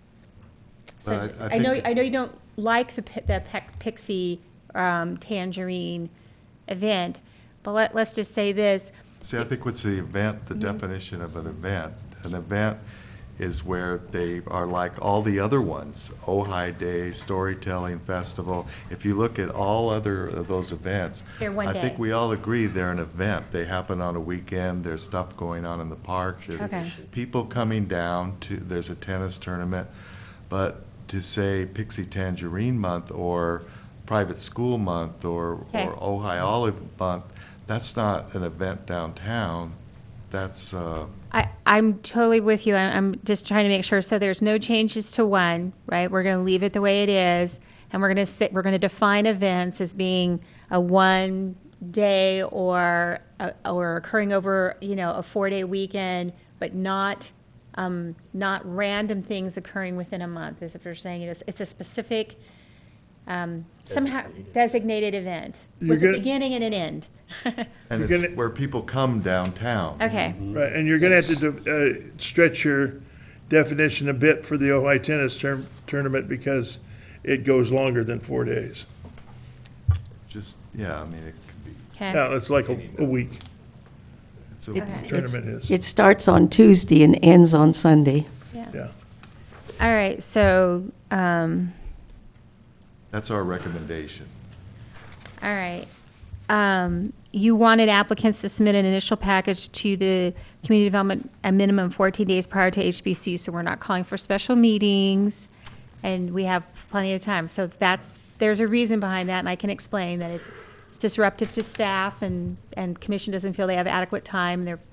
I think you guys all said that tonight. I think I've got that.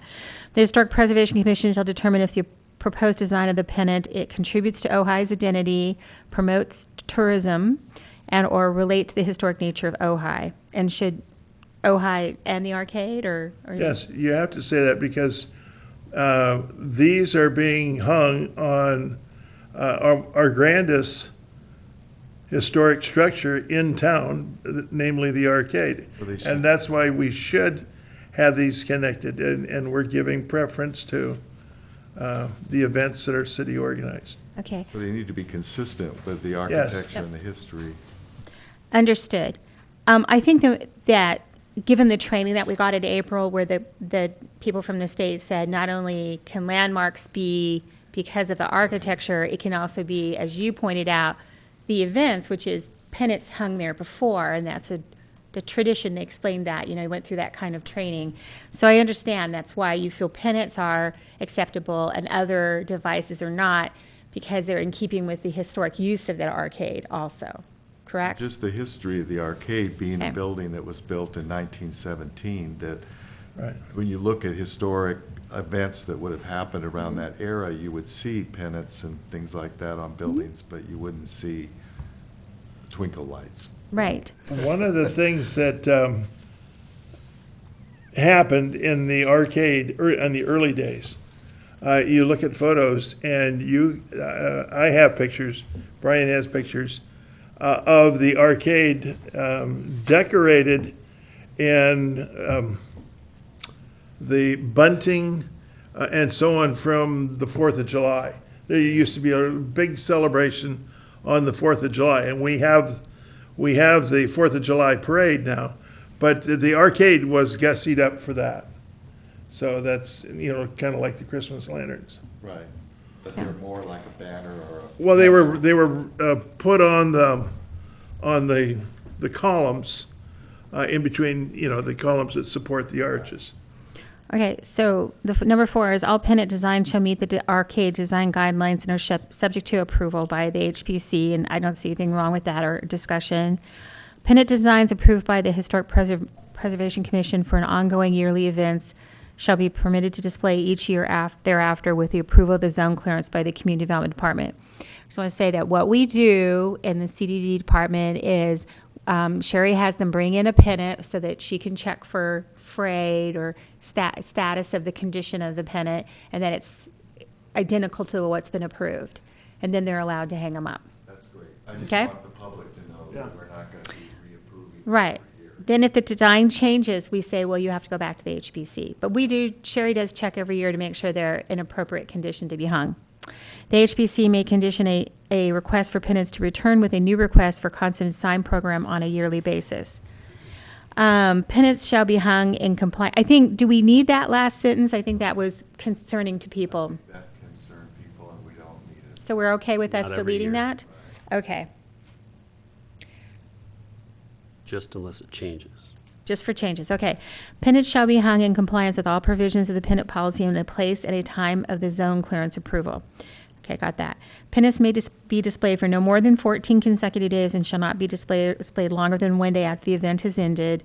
The days of pennant display shall not conflict with any other approved pennant display dates or with any other city-sponsored event. Pennants shall be placed on the calendar on a first-come, first-served basis as a comprehensive side program has been approved by the Historic Preservation Commission for the pennants. And I think that, I hope everybody understands that what that means is it's not on a yearly basis that we give people the preference in the calendar. These people that have been coming in year after year after year get those weeks that they get. You know, the music festival has they have secured their spot for those 2 weeks. You know, I mean, it's not a musical chair free for all game every year. Those ongoing Ojai events are not moving off those weekends, and they've had those 2 weeks. So a new person coming in would, of course, have to pick some other 2-week period of time to be coming in other than the ones that are already established, unless they indicate to us they're no longer going to be coming in for their event. Yeah, I think it would be important to word that in such a way that it's pretty clear that the music festival is always going to have that weekend. Okay. And the tennis tournament is always going to have that It's weekend time-sensitive. of their event. That they don't have to reapply to. But if Okay. they quit operating. Right. I mean, obviously. So pennants shall be placed on the calendar for open weeks open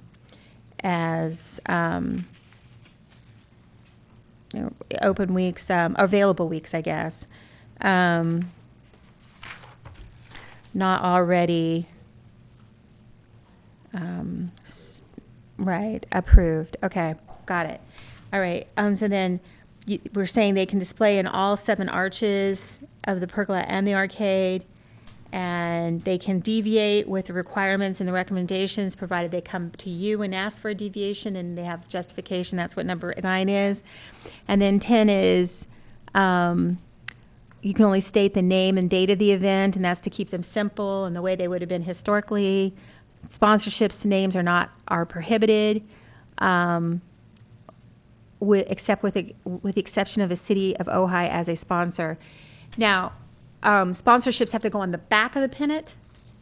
Is that correct? Or are we not? I mean, what is the dialogue on number 10? Because I thought there were no sponsors. Well, when at I all. read That's what I through, thought. yeah, when I read through the packet, it sounded like this had been a topic of discussion Yeah. over the years, long before I was on. Oh, yeah. And that they eventually decided no more sponsorships just because there were too many problems. They couldn't have it on the front because Caltrans disagreed or something. Okay. Because it was too busy. Yeah, and it was, And they put them on the back, and then the guy that owned a store in front of it, and his competitor is, I don't know what it is, but there was some point that I think it was even when the planning commission was making the decision. So I'm going to go ahead and delete. I'm just going to leave it. Sponsorship names are prohibited. Yeah. Okay. I mean, That's our preference. so my understanding is Ojai Day, when they get sponsorships, because that's one of the ways that they fund this community event is through sponsorships, that they get them on the back side of the arcade building, not on the back side of the pennants. they've done that. Okay. The Historic Preservation Commission may require the applicant to comply with any conditions as they relate to design and deem necessary and appropriate for the display of the pennants. And then finally, the pennant policy allows for only pennants and nothing else. Flags, lanterns, or other decorative items are expressly prohibited.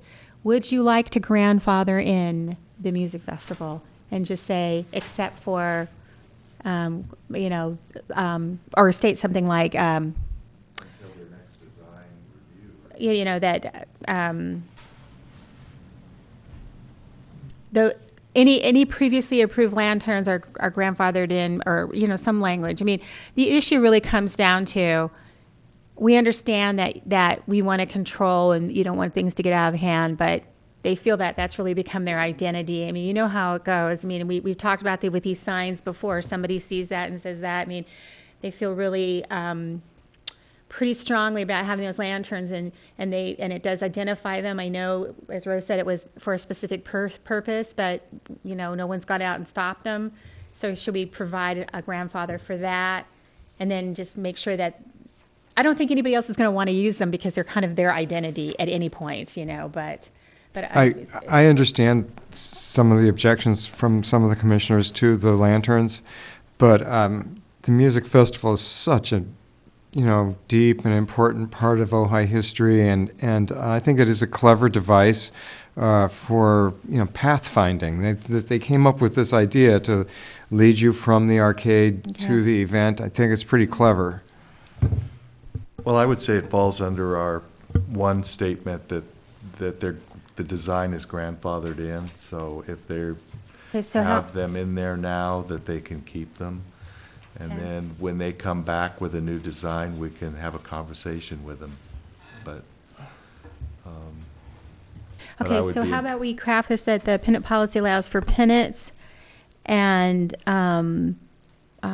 flags, lanterns, and other devices are expressly prohibited unless previously approved, and at such time as that design or that event, I guess, would be applies for a new design. Redesigns and resubmits. They shall be allowed to use, right? Shall be allowed to display, right? Okay. So that would be addressing the issue with the music festival, and no one else would be then using them, and they would be able to use them. I mean, obviously, they'll be able to repair them if they get tattered the same color, because, you know, again, we get into this definition between changing design and just making, I mean, banners and lanterns are all fragile. They, you know, something can happen to them. We don't want them continuing to display old ones, but it's when they really change the design. Because those paper lanterns just folding, you know, going like this, they tear, you know. So I just want to make sure that I'm going to let them repair them so they look decent. But if they change the design, then they're going to have to do, or color, you know, they're going to have to come back to you, correct? I mean, is that kind of okay? The colors was based on the color study that they did for the signs, for the pennants themselves. So the green that they used on the signs reflects the lanterns. Okay, so that kind of only leaves us, we've addressed the issue of sponsorship for the Ojai Day, which is no sponsorship, but they can continue to do it on the back. And rest assured, the sponsorship they're getting are commercial businesses. You know, they're not, it's not a GoFund thing from the community. And so can I interrupt? When you say in the back, are you talking in the back of the back of the building? Back of the building, back rather of the than building. Because they used to do them on the back of I know, the pennant. not on pennants. I got it. We've addressed the issue of the music festival and that we're going to grandfather them in, and then that just leaves the Pixie pennants. How do we feel about them? Are we going to let them continue on and then close the gate for anybody else that's coming in? Or I just want to get specific feedback on them because, you know, obviously they are doing what you said. I mean, you know, like behind you is the latest Ojai Pixie Tangerine advertisement was the lunch boxes, and there's one they gave here. So you can see that they're really trying to engage this as a month-long event where there's restaurants that incorporate the Pixie in their menu, and everybody and anybody who does something for Ojai has you know, the second year is kind of trying to buy into that, using things that identify something you know, as they would like to say, uniquely grown here. And I really don't know, as I'm not an expert in Pixie tangerines. But, you know, so are we going to let them use, they displayed twice now. Do you want to do something to allow them to stay, or because, you know, at this point, I think their argument is, you know, they spent $2,800 on these banners, and now they can't recoup their value of them because they got to only use them once. And if they knew they were only going to be able to use them once, We're using them twice. Well, they've used them twice now. And they did, Well, yes, I stand corrected, but that was their argument in the February meeting. Uh-huh. They did understand, though, at that first meeting, when it came through at the last minute, oh, you got to tell us right now. They were at risk then. I'm The only first time I'm was- only asking- We were clear. Okay. I think, from my point of view, we have to draw a line. And Okay. I think we should invite them to create an event and apply Yes. for a permit for an event that takes place in Libby Park for a Tangerine Festival. Like the Lavender Yeah, Festival, I they can put on a absolutely agree. fancy tangerine or citrus festival. Yeah. And have I have a question Uh-huh. or comment, whatever, around this event thing. Like you keep saying event, and then you like mentioned a bunch of things that I don't think we were aware of. Are there more things? I mean, does that really constitute an event? I mean, is mean this for a the- new kind of event? You mean the Pixie Tangerine people? Yeah. Yeah, I think that's I think as you all have discussed, I think that it's very common. I'm from Northern California, so I'll say Northern California it's very common for a city to adopt a fruit or a vegetable. Gilroy has the Garlic Festival. Stockton has the Asparagus Festival. Watsonville has the Strawberry Festival. Oxnard has the Strawberry Festival. Morro Bay has the Margarita and Avocado Festival, which is actually kind of the coolest one I've heard. But I think that's a tourism thing. And so this came from the Chamber of Commerce and the Visitor Center. They all get together. They have conferences just like all you go to historic conferences, like I go to planning conferences. It's a very useful tool in bringing tourists to a community, is to have your community identify with something unique to that community that then they celebrate. Most of them have a festival associated with it. They have a 1, 2, 3 day festival that is usually nonprofit, where the Lions Club and the Rotarian Club, because it's kind of the same people, Chamber of Commerce executive officers and visitor serving people, they all go from community to community, just like planners do. So, it's a very typical methodology. But with the Ojai Pixie event, though, that we're talking about, you were talking about how, well, they do this and that and Right. the other thing, but they're not having a specific event in the town that's sort of physical with people No. dressed up as tangerines and tangerine, Tangerine parade. the tangerine parade. No, And that's it's- kind of what Tangerine we're, margaritas. that's Yeah. kind of what we're talking about. I There's a understand. delineation between the two. I totally understand. And so I just want to make it very clear that, so the difference between the Tangerine, I'm not trying to advocate for them at all, don't get me wrong. The Tangerine Festival, and I wish they were here to advocate for themselves, and some of these other things is that the Ojai Music Festival and the storytelling have been going on for years. This is someone who's trying to build up something, from ground. And so, of course, it has a different complexion to it right off the bat. But what the Visitor Center has done, and this is what they came last year and explained to us, was, she reaches out to these magazines. There's a lot of photo shoots that are done here, in magazines, whatever magazine, we're always getting requests, right? So she tried to put it in magazines that there's a Ojai Pixie and out marketing Ojai, that way with the Pixie Tangerine. There's no event because, again, it's building itself up. So what they've done is reached out to restaurants and had, the Ojai Pixie Tangerine Month, and you have entrees and pairings that have, the tangerines in them. And I think that eventually they might get to where they have an event, but I'm sure in their mind, it's a tourist, as it says in the very first thing here, it says, deemed appropriate, let's see, where did I see this, where it says something about one of the events organized for nonprofit, whatever, and it said somewhere. Promote tourism. And so that's their gist. Now, do they have a specific event where everybody comes in from out of town for the Ojai Tangerine? I agree with you, I don't think so. So I just want to make sure that So are we covered in our revisions in here as far as this commission recommending that for a pennant permit approval, it needs to be associated with an event in the downtown area, preferably Libby Park? That benefits the community. Right.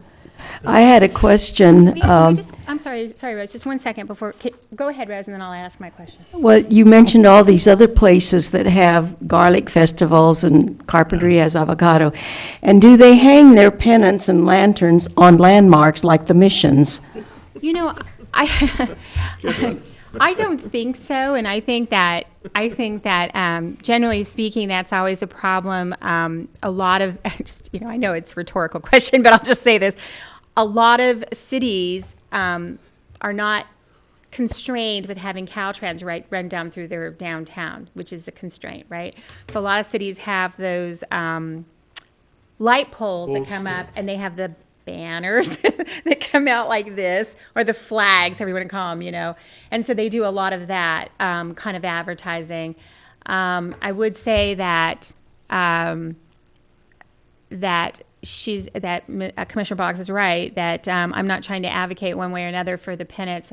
I do agree that it should be in keeping with how the building has been historically used over time. That's why I did all this research and tried to pull out all these past reports in which Commissioner Walker was very clear in saying that this has been something that's been brought up over and over and over again. The community struggles with, the compromise between keeping a historic building intact and not using it as you said, an advertising device, and promoting events in the city and especially promoting tourism, because we don't have those banners that go on light poles or things that go on Caltrans.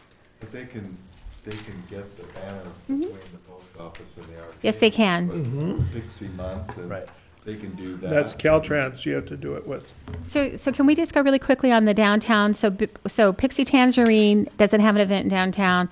The Ojai tennis tournament, their final event is in the park, right? Yes. Central. Okay.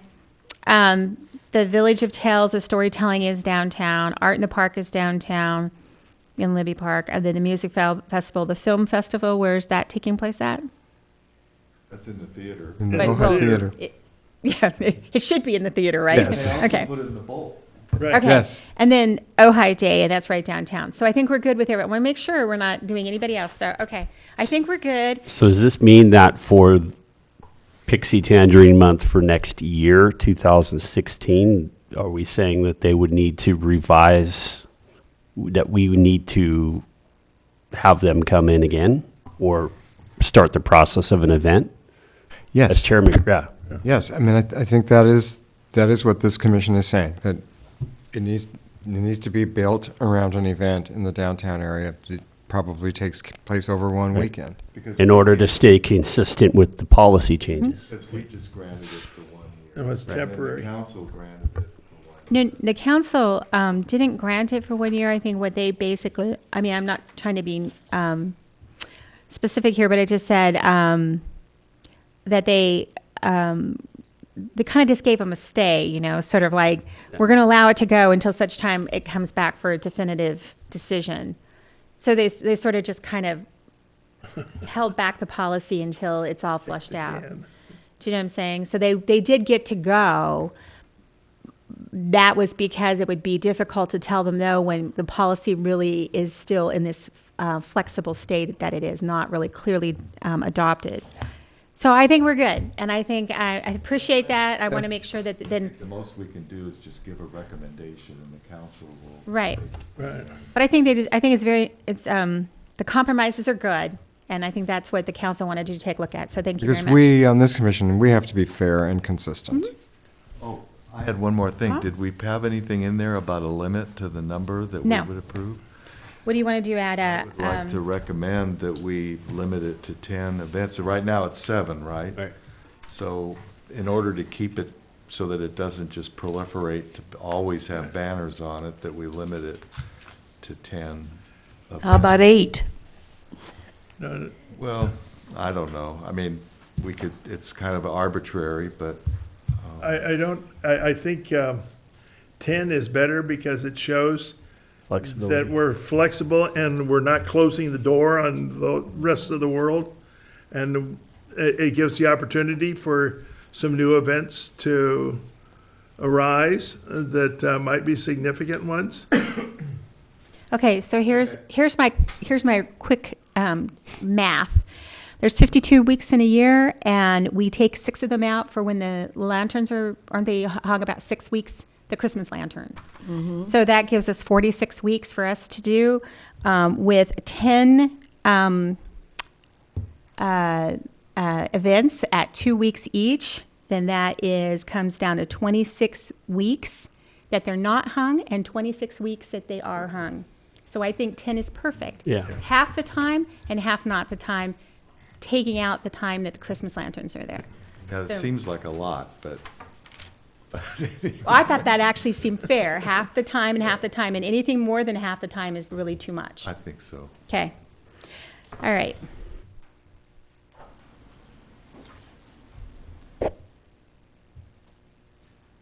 Thank you.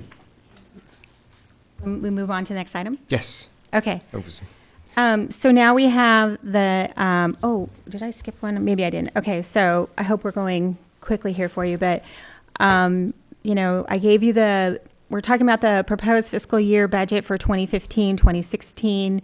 I've given you a copy of the budget in back that was proposed to City Council. The city manager and I wanted to give you a chance to make comments about that budget that's been proposed. We'd like to just suggest or point out to you that it's very similar. Our budgets from year to year to year don't differ much. You know, we're kind of a small city with limited funds, and so there's not much to it. I would point out that there are monies in the HPC budget for training, staff salaries, and miscellaneous supplies. So if you look in there, training and seminars, you know, we're going to go to the far right column on attachment A, which we have in there proposed $7,700. And that's based on the cost to it, that if all of you attended, all 7 attended the USC training or some similar. So I want to make this very clear because this keeps on coming up with my planning commissioners. The city strives to fund one training for each individual commissioner per year. So you have your choice of which one you want to go to or what you know. So most commissioners, planning commissioners would go to the League's Planning Commissioners Institute. You guys have chosen, my historic commissioners have chosen to go to USC. There are also training offered by, you know, the state, which we had when we came here, which is free, and we really appreciate them doing that. But there is an annual state one. If you remember, Ms. Wallstein went to it last year. So with that, I just basically took what the costs were when you went last year and did it per person and then times it by 7. So that's why you see $7,700 in there. There's plaque money in there, shipping, my salary, other part-time people we have coming in salary. But what isn't in here, and I think what we've discussed before, is your request specifically to the council to start proactively commissioning historic reports regarding the landmarks that you wish to act proactively rather than waiting for an applicant. So I think, so if you have comments about attachment A, I'm willing to entertain any additional comments on that. But I also would like to just say then too that we need to have a very brief or maybe lengthy discussion on the funds that you want, the requests you want to put in for landmarking. Commissioner Walker last meeting indicated that generally speaking, the average price for a historic report was $2,500. And so I offer that I did not personally do that research, but I think we can trust Commissioner Walker. So I would offer that whether you did to make a decision and have some dialogue about whether, you know, you think you'll be doing 1 a year or 2 a year, or what you think that you'd like to ask and request. And I mean, obviously, given the events of this past, 6 months and how important it is as we strive over and over again to say having good landmarks and having things that are important to the commission landmarked, I think it's the council surely in a receptive mood to hearing about why we're going to be requesting this money. Commissioner Walker? Yeah, I thought that it might be good to, I mean, I know we've averaged about 1 landmark a year, something like that, if even that. Less than that. Less than that. But if we could just budget for maybe 2 a year that we would nominate, if somebody nominated their own house, they would have to pay a fee for it, and they would have to pay for the report. But if we nominated it, then we would have a budget that we could pay for a report. And when I talked to San Buenaventura, they said it's typically around $2,500, but it depends on how complicated it is. It might go as high as $3,000. But also, I know one of the directions of the council was to go back through our landmarking agreements and maybe update them a little bit. And that might take some expense to do that if we needed to get some consulting from the expert to how we would do that. So it seems like we should add something in for that process, as well as possibly ourselves nominating a couple a year, even though we might not do that, but to have it in the budget. Okay, so what I'm hearing is 2 reports, a minimum would be 25, maximum would be 3,000. So we're going to request, I would say 6. I mean, 6 so that there's a comfort level. I mean, they're telling you somewhere between, so I want to make sure there's enough for us to do it. And then, so I think that would provide 1 report for something you want to landmark, and potentially 1 report for something you want to update the landmark, because that was also something you mentioned during training. And then 2, are you talking about working with the city attorney to update the landmark handouts and all that kind of vetting that you want that city council to request this to the city council additional time with the city attorney beyond what we're doing right now with the ad hoc committee? I'm not really sure, but I mean, it seems like that would all be part of it, because we would want him to be part of that process to make sure, because the council wants it to be clear what these are, and he could maybe help us with that. Plus, there might be some expense in getting handouts for the owners and for the realtors that explain the process, so that they're clear when they turn over a property that's a landmark. Well, one of the things is that we're super sensitive to the adequacy of the reports. Just look at what happened with the Neff Lounge. And when we were told that the report it didn't cover all the things, and that the attorneys could rip apart our report.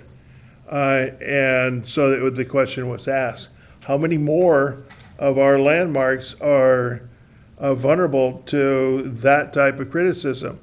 And speaking with Matt during our ad hoc committee, I think that it would be valuable if we went through what we considered ones that would be deficient in the language that's in them, to have him supervise us as far as writing new reports on those. Okay. Well, I think that's really important. When I first came here, I was really surprised that there wasn't an attorney that sat in any of the meetings that we have here, because sometimes we do need that advice, just like you said tonight. You wish Matt was here. And so I think it's really important that he also be available when we have something controversial coming up, such as when we had the Neff Lounge. We actually have attorneys at our meetings sometimes. So I think it's just really important that then we give that feedback up to city council about, rather than always having just us, which I think is satisfactory. Like tonight, I'd asked Matt had asked, was it necessary for him to be here? And I said, no, I think we have things on here we're just discussing. They're more housekeeping items than they are landmark issues. So just wanted to say that's why he had asked to be excused, and we didn't think there was anything really urgent, and that's why he provided you with the memo earlier. So what I have now is 2 reports and additional time with the city attorney and staff for updating adequacy of reports, the Mills Act. We're already working on the ordinance. I don't need to put that in there. Anything else? So are there? Well, we've also acquired a whole new set of terms because of the workshop that was held here in Ojai. The characteristic items of character-defining elements, and so we're very aware of that now. And I know that many of the old reports, because we wrote it was the commissioners that wrote some of these reports. Mhm. And in that case, those need to be upgraded with those elements put in. It wouldn't jeopardize the landmark, but it would strengthen the landmark in a legal sense. So do you guys want to put a dollar amount in there, or, I mean, because we have 6,000 for reports, do you want additional time with city attorney? I mean, what I'm hearing is all those things through either the state, you know, they have things that they can help us with. I don't know if we need to hire a consultant to do that, because we already have, you know, I already have a number of planning consultants on open contract. So they probably are able to pull down from the state and maybe other jurisdictions and then vet it through Matt. So I'm thinking that probably just additional time, which amounts to money set aside with city attorney and planning staff for updating adequacy of reports in Mills Act. We're already working on the ordinance, that doesn't need to be in there, so is that adequate? And do you want a dollar amount in there? You'd probably be a better judge than Yeah. we are, because we don't know what he charges or anything, Right. how he's paid. All right, well, I think we're continuing, I mean, this is an ongoing process we're doing because, you know, as you know, just doing the ordinance is taking a considerable amount of brain power and time to get through, because it's kind of, you know, really changing how we see things and how things are looked at, and why something needs to be worded this way and not that way, and redefining definitions. So I think it's a thoughtful process. So it does take some time. It's been really valuable to go through it with him. Yeah. So is there anything else on page or attachment A that you want to make changes to? Okay. And so then I will just state that before we end tonight, I do want to know about training, but we'll move on to the next item then. Okay? Thank you. All right. So the next item is item 6, which is a continued discussion on proposed changes to the fee schedule for fiscal year 2014-2015 associated with historic preservation. Well, I just want to add a little bit to this, that when we were given the task of doing fees, you know, and I had a lot of fees, HPC and all my planning fees and building fees, the task was given to us by City Council and came through the finance director to do total cost recovery, as I explained before. So staff was not, it was supposed to be a subsequent task to come in and say, well, here's what it takes for staff to do this task. Now, what are we actually, what should the fee actually rise up to that amount of money it takes? Or is there social benefit to the community in reducing the fees because, you know, it's something we want to, you know, promote? And that second part of the fee analysis never really took place. So a lot of these fees were presented, and they were quite a jump and increase because, as you know, we don't really charge for a lot of things that we do having to do with historic preservation or happened in the past. And so then all of a sudden to consider, well, what is it that, how much time are we really taking and what's it really costing? It was a huge jump in fees. So the city manager has put those increase in fees, I mean, this didn't only happen with the HPC, it happened in other areas too, on hold until we have actually in June, coming up this next month, bring back to city council those here's what it costs us, but here's really what we want the fee to be, and this is why we want the fee to be that, because if the fee is too high for designating a landmark, no one's going to do it. It's cost prohibitive. It just right away becomes a negative to the community, and then the trickle down is that then we lose our historic buildings, and then we lose the character defining of Ojai, and then no one wants to come here anymore. So, you know, we just have to explain that and have a narrative to it. So as you guys asked me to do, I gave you some fees that are in here from different communities. In particular, you had asked for districts, and in order for me to kind of isolate which communities have districts, you know, I just went on the state's page, and the state had this list of Long Beach, Oakland, Pittsburgh, Redwood City, San Diego, San Francisco, Santa Cruz, Sausalito, and Stockton, which are all fairly large cities compared to Ojai. And their districts are pretty, some of them are kind of renowned. So beyond just kind of character defining, you know, I think of San Diego's, et cetera. So I gave the fees, and I did reach out and talk to a few people, and generally speaking, the feedback I got from most people that I talked to, when I could get someone to call me back, is that they're kind of in the same position that we're in, that they're sort of caught in that in between a culture where they weren't really taking in fees that covered their costs. And then now, they're running that sort of like, how much can cities really float? And where's the line between taking in some revenue and then just being sort of a deterrent to doing these things? So everybody seems to be kind of in the same position, other than, well, I mean, you can just look at this. I mean, some of these are fairly big cities. And so, let's see, most all of them charge with the Mills Act, a larger fee, and, landmark designations, $287 in the city of San Francisco. So obviously they're subsidizing that. A district is $1,148, and they're still subsidizing that because that's a lot of people and a lot of citizens coming out and a lot of meetings. And so I just kind of gave you this as a baseline, so you kind of gauge what you want to do, what other communities are doing.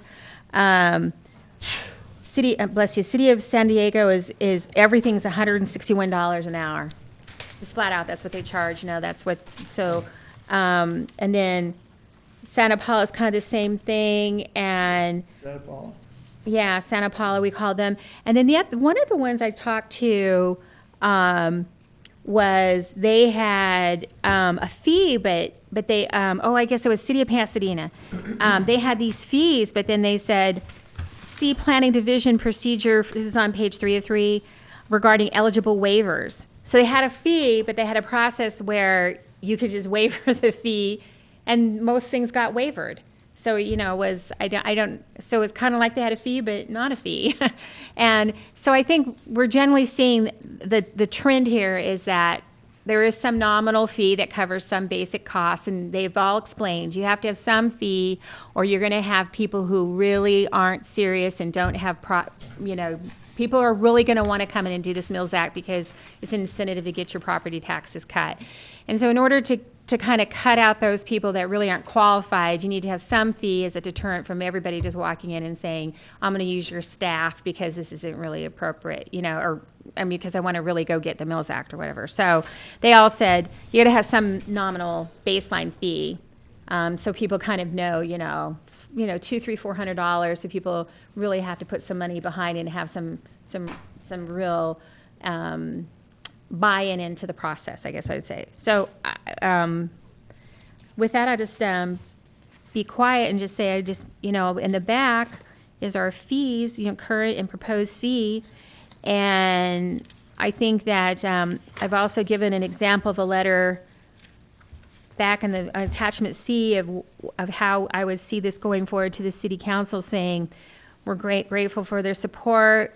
This is the current fee, the proposed fee, and here's why we recommend. So it just, in my recommendation, I was recommending that you use this attachment C and just tell me what you want this to say, and maybe provide some reasoning or some rationale for why you think the fee should be left the way it is or lowered, or now it can't go higher, I will tell you that. So you cannot go higher. We cannot cities don't make profits. So if this is what it costs for us to process it. And I will actually encourage you to remember most of we use the term fee. It's kind of like Rose and her pennant and banners, some of us interchanging them, and they really have specific definitions. They are too here with fees. Most of them are deposits. And we keep on calling them fees because everyone calls them a fee, but they really are a deposit. So if we use it, it's gone. If we don't use it, they get it back. So it's an escrow type account. We call it a trust fund account. It's held there, but it's never becomes the city's money until we actually have expenses. We don't use it, it goes back to the person who's deposited it. So we don't take these things in and if we don't do the work. Several several years ago, when we discussed this, the consensus of the commission was we would not charge anything for landmarking, Okay. like the county of Ventura. But I would, Commissioner Walker. well, first of all, on the landmark plaque, I think that should be provided at no charge to the people. I'm just going down the list because I think that it even says in the ordinance that all costs of the plaque will be borne by the city. And so I think that's written right into the ordinance, and this is something that benefits the public that they have this plaque. Now, on the landmarking, I felt it was always good that it was nothing, because previously we always sort of felt that we had to have the owner nominate their own house, but it's been clarified, or property, but it's been clarified since then that that's not the case, that the ordinance does say that anyone can nominate a building, and then it goes before us and then the council, and they can object, but the council ultimately has to look at the whole picture and make the decision. So I feel that if we nominate, like if we have a budget to nominate a couple a year, then if we nominate it, then it's not going to cost the property owner anything, because we've made that step. We feel it's an important place. It's on our list. And we'd be paying for the historic report then? And the historic report, we would pay for that. That's what was going to go into the Yeah. budget. But if somebody nominates their own house, let's say they say, oh, I want to get the Mills Act, and so I want to nominate my own house, then I think there should be. Or if some guy says, oh, my neighbor's house, I want to nominate that, then I think whoever nominates should have to pay some kind of fee for that nomination process. I don't think it should be huge, but maybe it could be $400 to $600 or something to nominate, with the understanding that if that cost is for the person who does the nominating, not the property owner. It's again, wants to have them engaged in the process. Yeah, to have them Right. engaged and have them think this is enough of a landmark. But for the property owner, we may have our list of priorities, and their property may be 20th on the list of our priorities, but they want to get it on the agenda right away, then they could nominate it and it would go up to the top of the list because they're paying for it and they're going to pay for the process.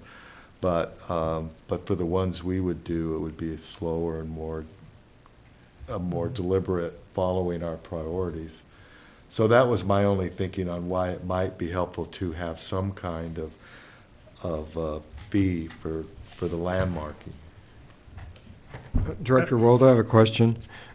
On the landmark designation proposed fee and Mills Act processing proposed fees, those are estimates of full recovery for the staff time? It is. Okay, I mean, just asking. we don't have much experience. We don't, as you've noted before, it's like 1 a year or 2 years, so there's not really a way to really average.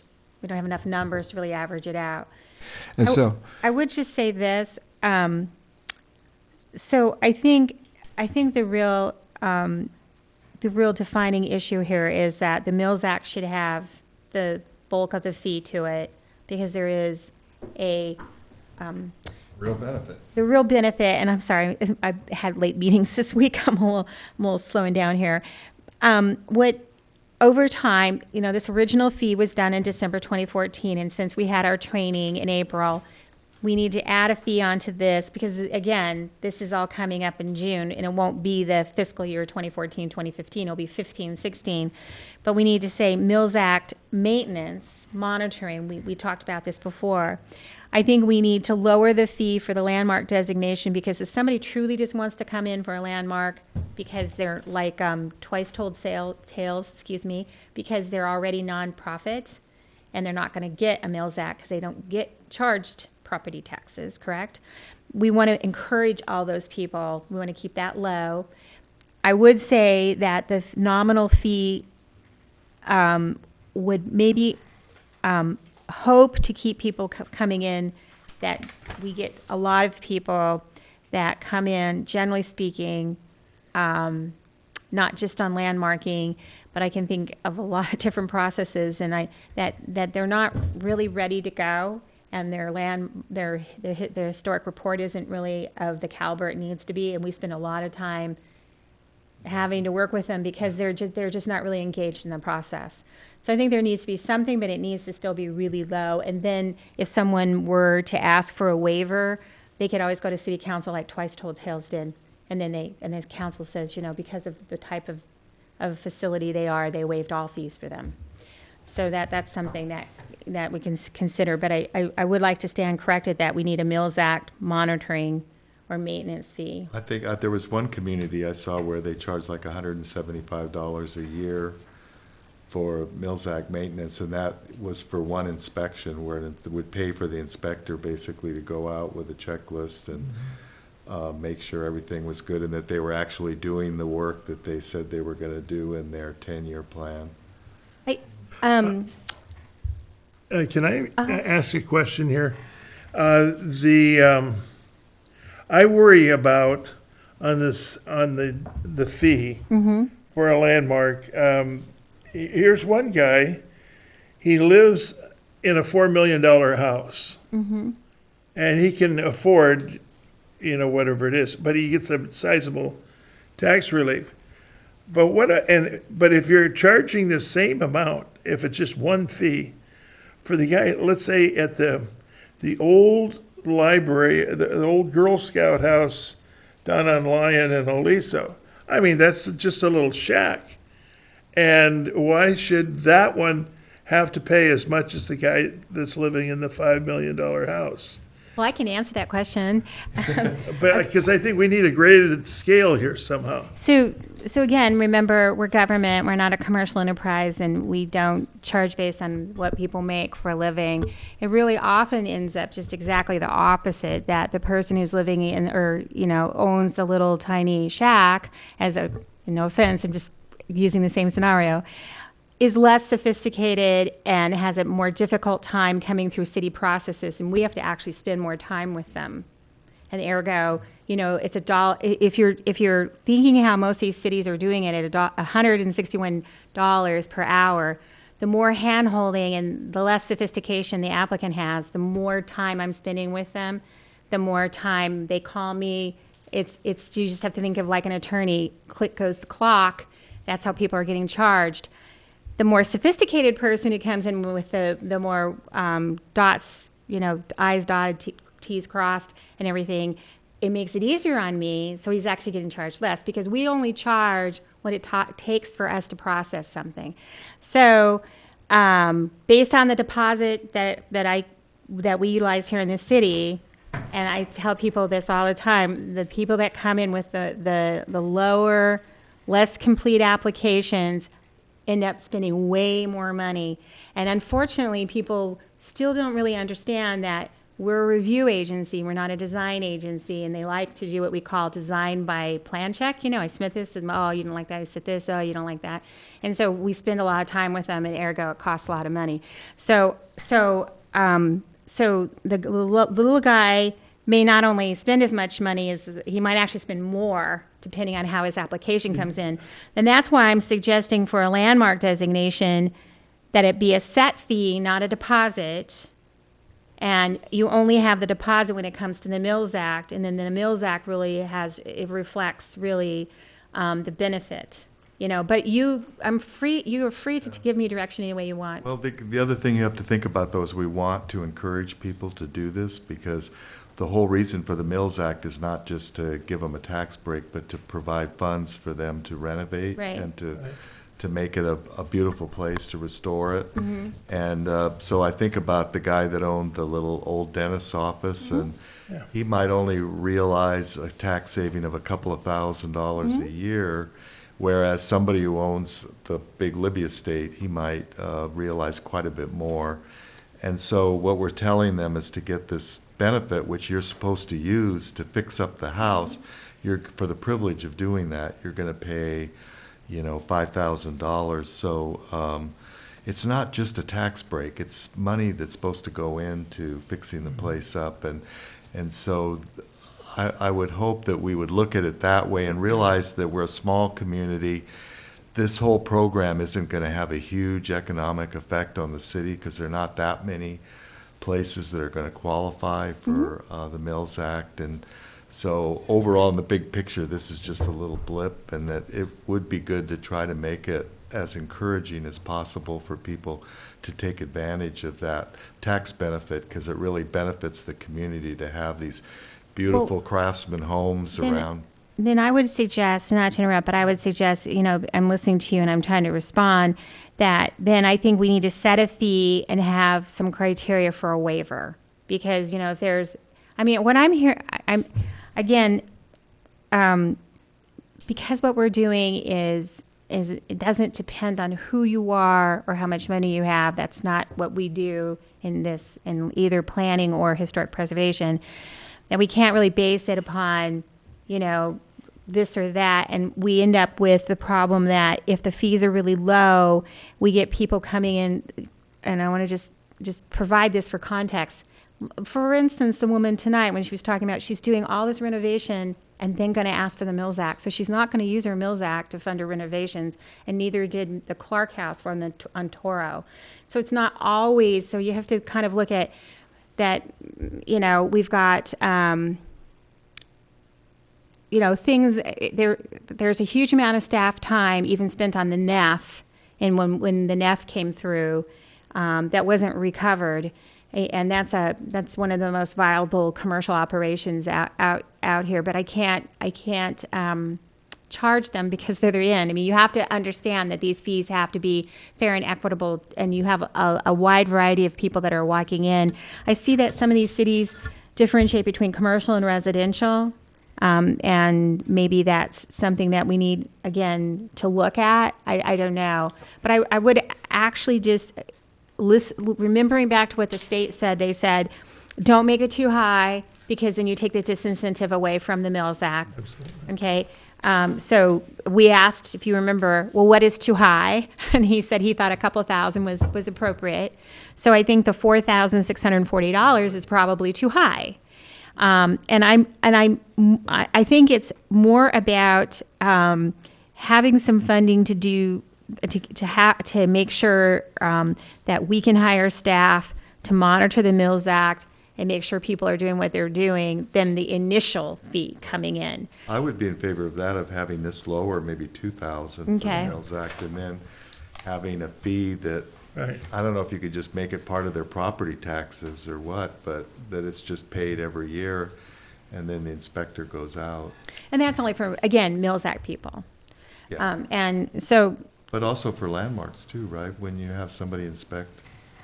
Well, I don't think we want to charge landmark people for that. I just really think that if a person isn't coupling them together, we don't want to be a drain on people's funds on a year-to-year basis, In a way, the Mills Act is taking money away from property taxes that would be used in the community.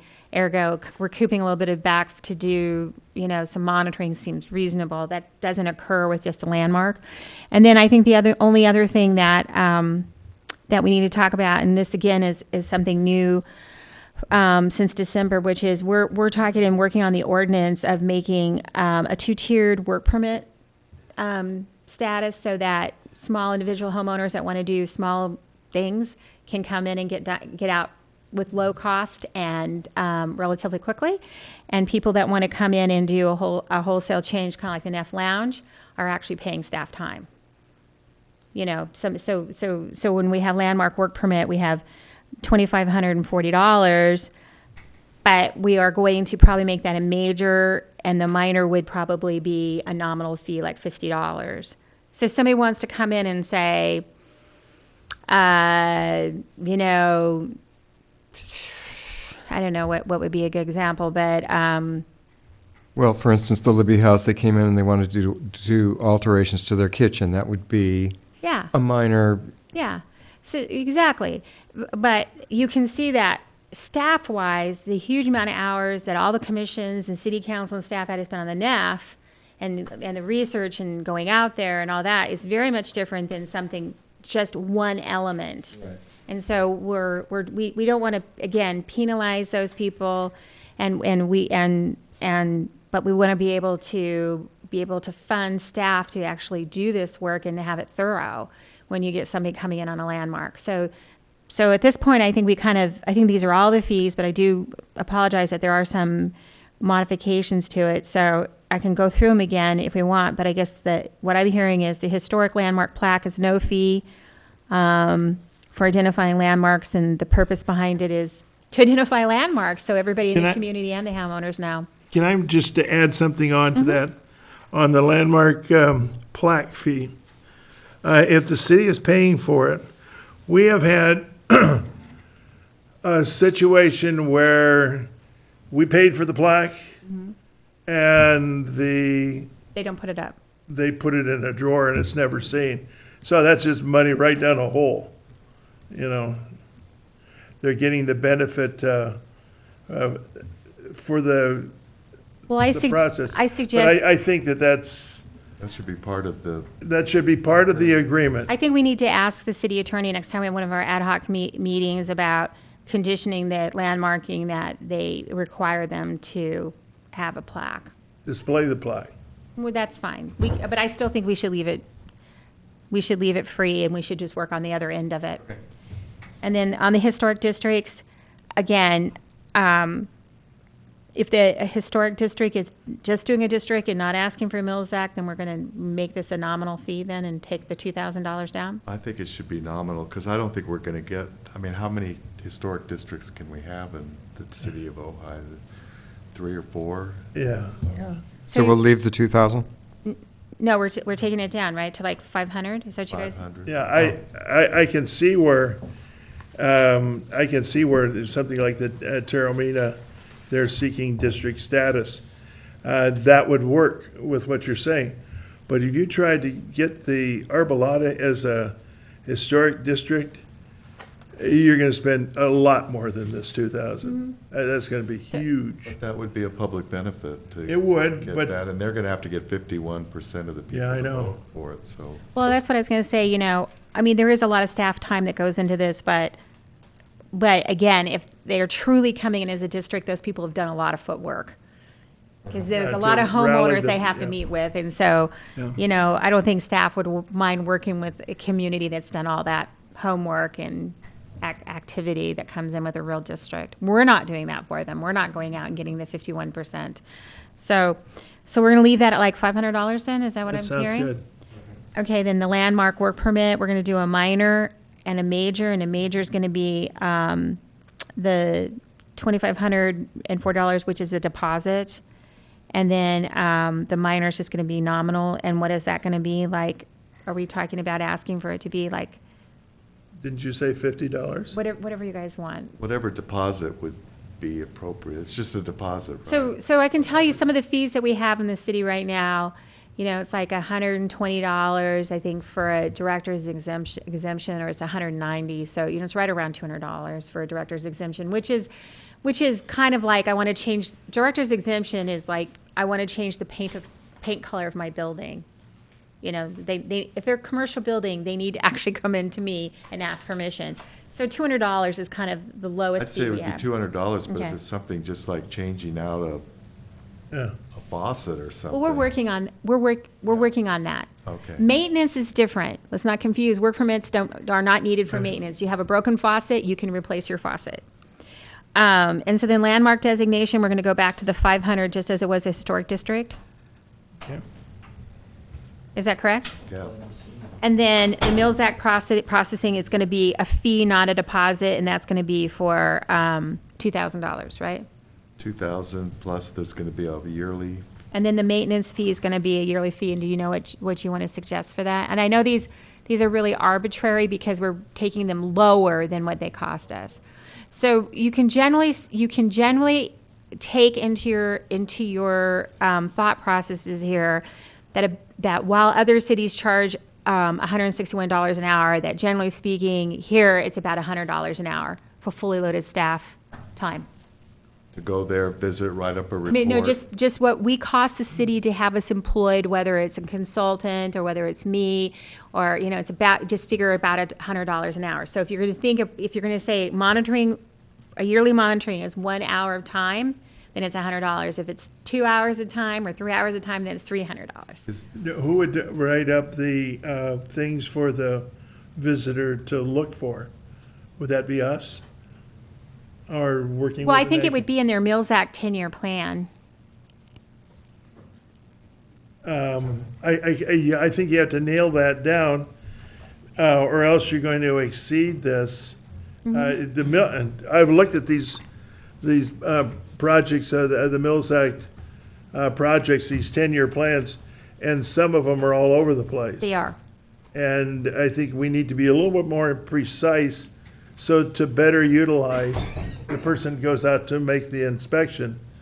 And maybe we could talk about that in the ad hoc committee. Right. I think there's going to be, obviously, we don't want to penalize people that were subject to Mills Act that might have been general in nature.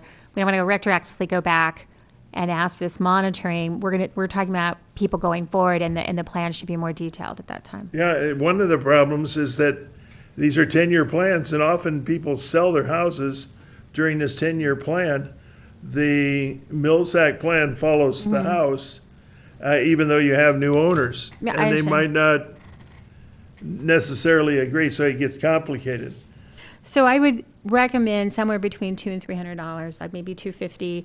It can't be too much. We can't be a deterrent to the, or cost prohibitive, and but we also want to be able to fund the staffing to go out there and start doing this monitoring, something that hasn't been done before. Are you talking about by the hour or by? No, I'm just the- talking about flat out fee, fee. flat out fee, yeah. I think 300 sounds fine, and it can be woven into their 10-year plan. I want to just also explain that every year staff looks at fees.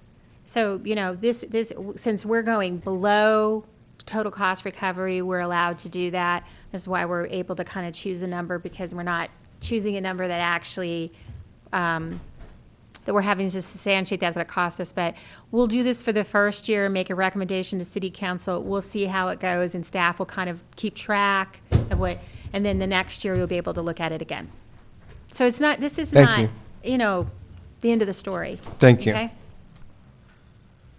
Right, so are we set with that then? I think we are, yes. So I will go ahead and insert these into C and then present it up to City Council. Thank you. Thank you. And then finally, I'll just move on to, if anyone wants to, I know it's getting late in the hour here, so if anyone wants to provide an ad hoc committee report, or would you like me to just move on to the other items? I'll make a short report. Very good. Commissioner Walker? We've met for about 3 times now, and we're making good progress, I think. We're putting together several recommendations for this commission that I think will clarify the historic preservation ordinance and make it more useful, not only to us, but also to the citizens and to the council. Some of the areas we've been looking at are the timeline for review of proposed additions or alterations to a landmark. The language was a little vague, where it talked about a 12-month notification, and the attorney felt that that was really vague and didn't really show a purpose. So we're working on a way to tighten that up so that it doesn't make for an unreasonably long period of time, but it gives us some breathing room so that we can make the decision and not feel that we're rushed. And so that's very positive. Also, the work we've been doing clarifies the nomination and approval process for landmarks. So we've been working on that, on how it's nominated, and like we've been talking about tonight, the fees associated with that. And we've been trying to delineate between a minor and a major work permit, so that someone doing some small thing doesn't feel like they have to make a historic resources report and come before this commission, but they can just go to the planning director and work it through.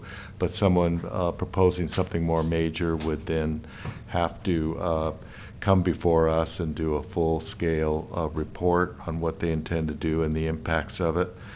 And then what's just not minor alterations, but repair and maintenance, ordinary repair and maintenance. So right now we're struggling with that definition to have a boundary or delineation between minor or ordinary repair and maintenance, minor alterations, and then major.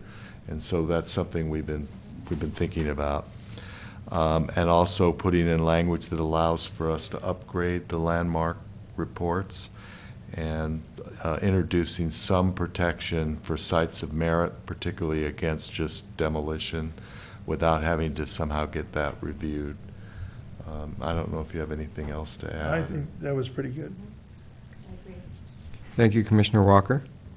Director Wold? Okay, so I'm trying to always keep you guys advised of as what's going on in current planning. So the winery, which was the old Ford site, it's got their approvals. They have their demo permit. I'm sure you've seen some things demoed out there. They did have a phase one that was done by San Juan Ventura, Mitch and Judy, and declared it not a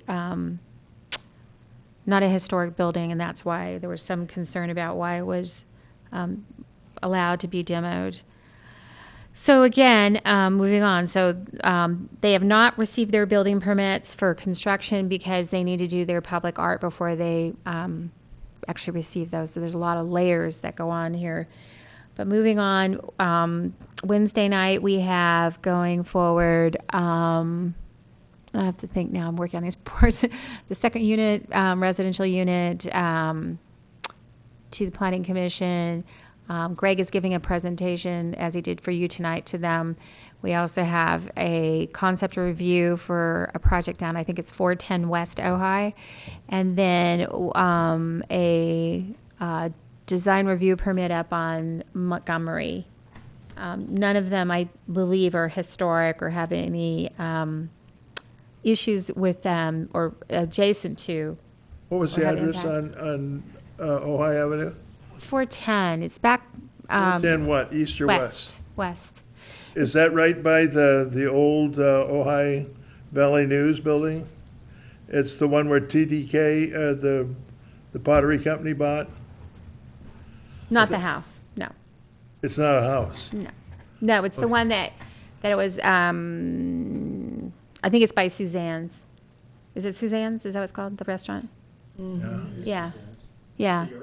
That was the art place? Yeah, I think it was an art place, and they're building a yoga studio in the back. Now, regarding the house where the RTK, I did have some inquiries about that house a couple weeks ago, and the issue was having a business there. There were some issues as I was indicated by the owner, about him originally wanting to live in the house and use it as a pottery studio. Subsequent to him buying it, I guess the city in 2004 changed their zoning ordinance and then prohibited that. So the house has kind of sat in this kind of. Oh, that's why. Yes, and so I just want so now I wasn't here, and there's I can only vet so much this information I get, but I did have an inquiry from an out-of-town person wanting to buy it and live in it. Thought it was very charming, and he did indicate to me that on occasion they just get people coming with very generous offers for that house. And so what they were interested in is whether they could live in it, even though it's zoned, and I think you want to say that it's zoned business professional, or it's that kind of that beyond the C1 area over there. I remember doing the research for them. So he doesn't have it actively for sale, but because of the historic nature of the house and how charming it is, it does draw attention to people who are wanting to live in that type They of. do live in and run their studio out of the Canada Street. Yeah, I don't know, because honestly, And this is a different setup than that. I'm just really, when I was doing it all off paper, I didn't go out to the site because they were asking me what the situation was, but they indicated to me they don't live in this house. Yeah. So if you're talking about that one, That's what I mistakenly thought, because somebody had asked me to find out some information on that house, and I looked into the U.S. Census reports to try to peg that and who the owners were back in the 1920s and 30s. Oh, okay. Trying to get a historical perspective on it. So Evans family. I don't think so. No? So again, we get a lot of inquiries there's a lot of movement in the community right now. There's a lot of property changing hands. There's a lot of commercial activity, things going into escrow, falling out of escrow and going into escrow again. We get a lot of but nothing submitted to into the department. But that does there's a lot of activity right at this point in time in Ojai. A lot of new blood coming in and people interested in buying property. So I hope I keep you apprised, but I'm telling you, it's like a day-to-day thing here. We received proposals on the old Outpost Lodge, the property at the corner of Mallory Way and Eucalyptus. And there was a big proposal, and it went before us, and we talked about it. And evidently that never flew. And then they came back with a whole new revision, and this went on for about 2 years. And that was over a year ago. And I was wondering, where is that project now? I don't know. On Mallory? Yeah, it's right in the corner. The old Outpost Lodge. Yeah, the Valley Outpost Lodge. Oh. Down there. They called it Troy Lodge. There's a couple of them that, that's what happens is they come in and they go away. I can research that for you. I'm not really sure where the I situation is just with was that. wondering if it was still viable. I don't know. I don't know. I'd have to. These were major plans. But I will tell you this also, that cottages, what's it called? I'm sorry. A Cottage Among the Flowers. Thank you. Cottages Among the Flowers. There was some modifications that they wanted to do to that project, and that went beyond what was approved. And, once again, we asked them to do a phase 1 historic report on it, because whether or not those garages or those lean-tos or whatever you want to call them, semi-carports or whatever, are they historic or are they not? And I think that, we're still working on that because, obviously, unfortunately, some of those units have gone into a state of disrepair where they're not rehabilitatable. I mean, if you go out to the site, you can see. But so if you're concerned about that, that's also a project we're working on with the current owners on that. But that's not, that we don't have a definitive project going forward other than, they now feel that if you're aware of that project, you can think in your mind of the carports that are out there, and they just think that they're past the point. If you look at them, I think if I leaned on them, they'd fall over. But Was that designed by Austin Pierpont? Yeah, I don't think so, but it's right down in the neighborhood that he would have been designing things. They have rocks underneath them. So I think that's what we have going. We are working on the hospital project. We're working on 1105 signal, and I think I hope I've, and if you're ever curious, we always have our ongoing and pending projects on our agenda for PC. There's always there for reference if you need to. But more importantly, we do get a lot of inquiries all the time, and whether it's the bowling alley or the Miller property or any of these vacant buildings have sat for so long, we do get inquiries all the time. We just don't know what's really viable and what's not, because they're pretty ongoing, people inquiring about them. So with that, I'll just move on to the future. So about you were talking about the upcoming Libby estate up on Foothill Road, and that they were going to come with a proposal. And I'm just concerned about, because this is one of our most valuable landmarks, that we would be again in a situation where we get our packet and less than a week later we're called into a meeting where we have to make a decision. And I'm just wondering if having both of the commissions together would crowd that too much, and if we did have questions, we did have more that we wanted to look at or talk with the owner about, that we would be able to have that freedom to do that and not feel like, well, you have an hour to make your decision, because now it's going to be handed off to the planning commission right afterwards. So that would be, because that is a very important property. We've been through it. We don't know what he's going to be presenting. So let's talk about, this in the realm that I can talk about it. So, this is a project that's coming before you. So So this is future agenda yeah, we're on items. to future agenda items. And I just want, there has been concerns with that the way the code is written, it keeps a person kind of in a catch-22 situation where they're pinging between two bodies. That's the issue. That's why the city attorney wants them to be on the same night.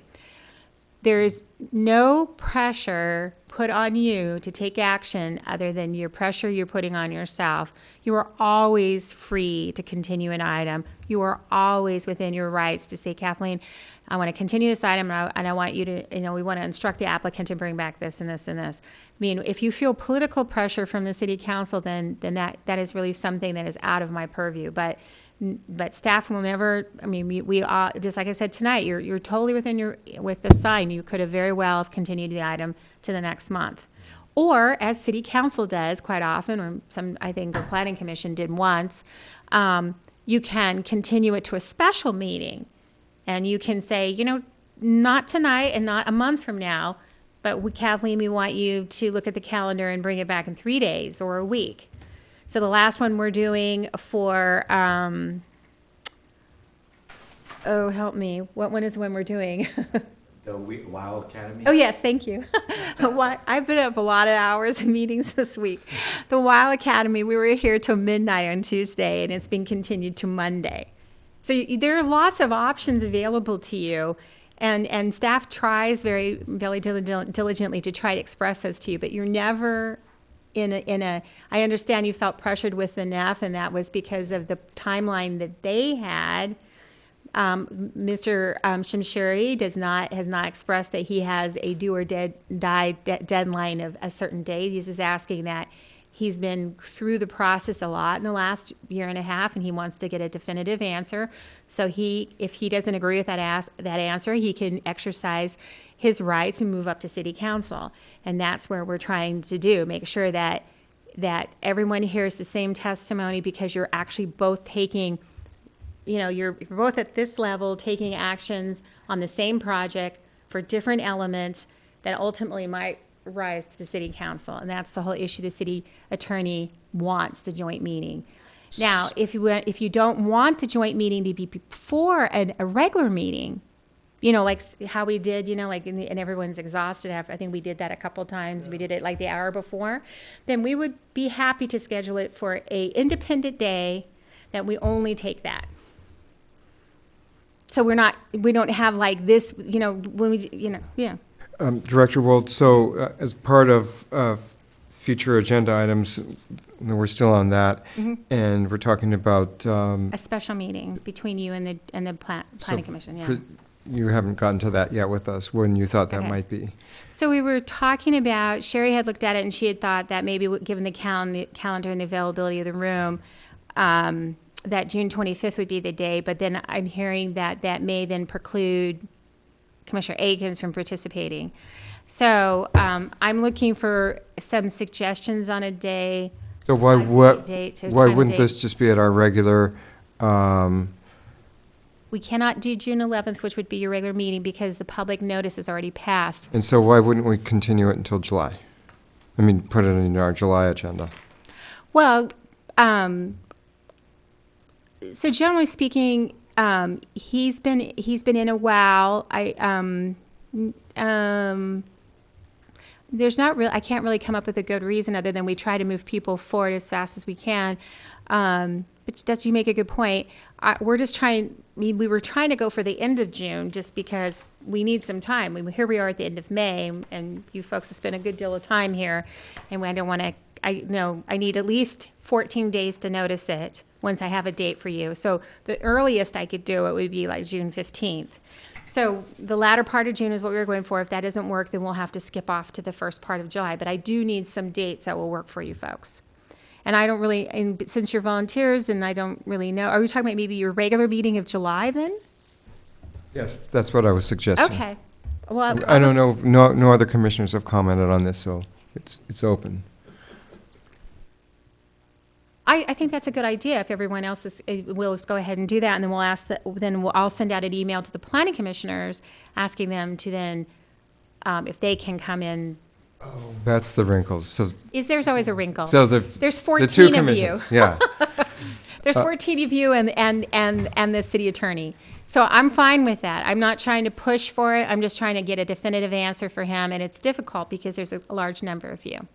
Now, suppose we have a joint meeting, and it's presented to us, and we get to the point where we say, oh, well, we can't come up with a decision, we would like to continue this process to a later date, what does the planning commission do then? Well, again, I think that the mechanics of it will be that the mechanics are what they are, that, you're going to take action. If you don't want to take action, they're free to take action however they want to, I think the city attorney is going to, at the time, going to advise you of the options you have. I mean, you can't, and that would be, but this is all hypothetical. And again, because we're talking about a real active project, we shouldn't really be discussing it in detail other than just the meeting Right. date. I mean, again, it's back to this transparency to the public and not talking about things when it's not noticed. And so I'm just talking about trying to get a date. Obviously, we all understand that there are times where there are two bodies that are talking about the same project, and it benefits everyone to be in the same room, because otherwise we're not hearing the same testimony. We can see what happens just when we're talking about between Planning Commission, HPC, and City Council. So it really benefits the applicant too. Would it make sense to have a special meeting immediately prior to a regular planning commission meeting in the end of June?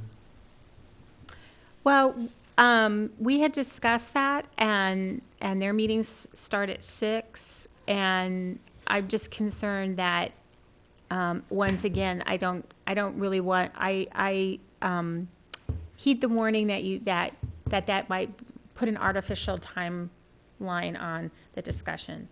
I think I really do see the point to that maybe it should just be independent of either one of your meetings. So there's not that an hour or two. We did the joint meeting between City Council and Planning Commission on Tuesday night, and we were trying to finish up as people were already in for the 7 o'clock meeting, and it does become kind of awkward. So if you're not wanting any pressure on you and you're wanting enough time to discuss something thoroughly, then I would think that might not be a good idea. Can you convince the city attorney of that? Of what?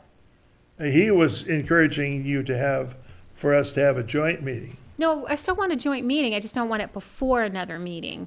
That's what we're talking about. Just if I'm listening to if I'm hearing correctly, you don't want to be pressured to have to artificially end at a certain time because there's another meeting starting at 7. Right.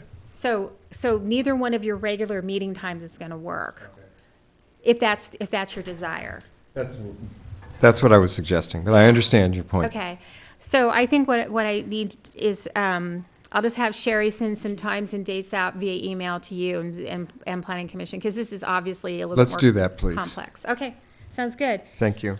And then moving on to other agenda items, I just want to indicate that Sherry has advised me that we need to, in the next couple of months, talk about your awards for the year, your nominations. And then I also need to talk about who's going to what training, and so I need to send that out to you because that's getting close to the USC training. And other than that, I think the only thing that we have pending is the museum sign, which kind of, they asked for it to be, on hold because they were without a director, and I haven't heard back from them. So we'll be reaching back out to them, and you might have some information on that, huh? Commissioner Akins? Thank you.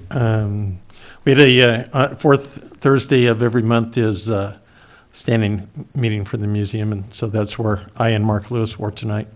The signs are put on hold for now. We have another project that's going to be coming to the to the Historic Preservation Commission. We have had some issues with vandalism. First one was with the condor that was in the back, and so we filed an insurance claim and ended up moving it out front.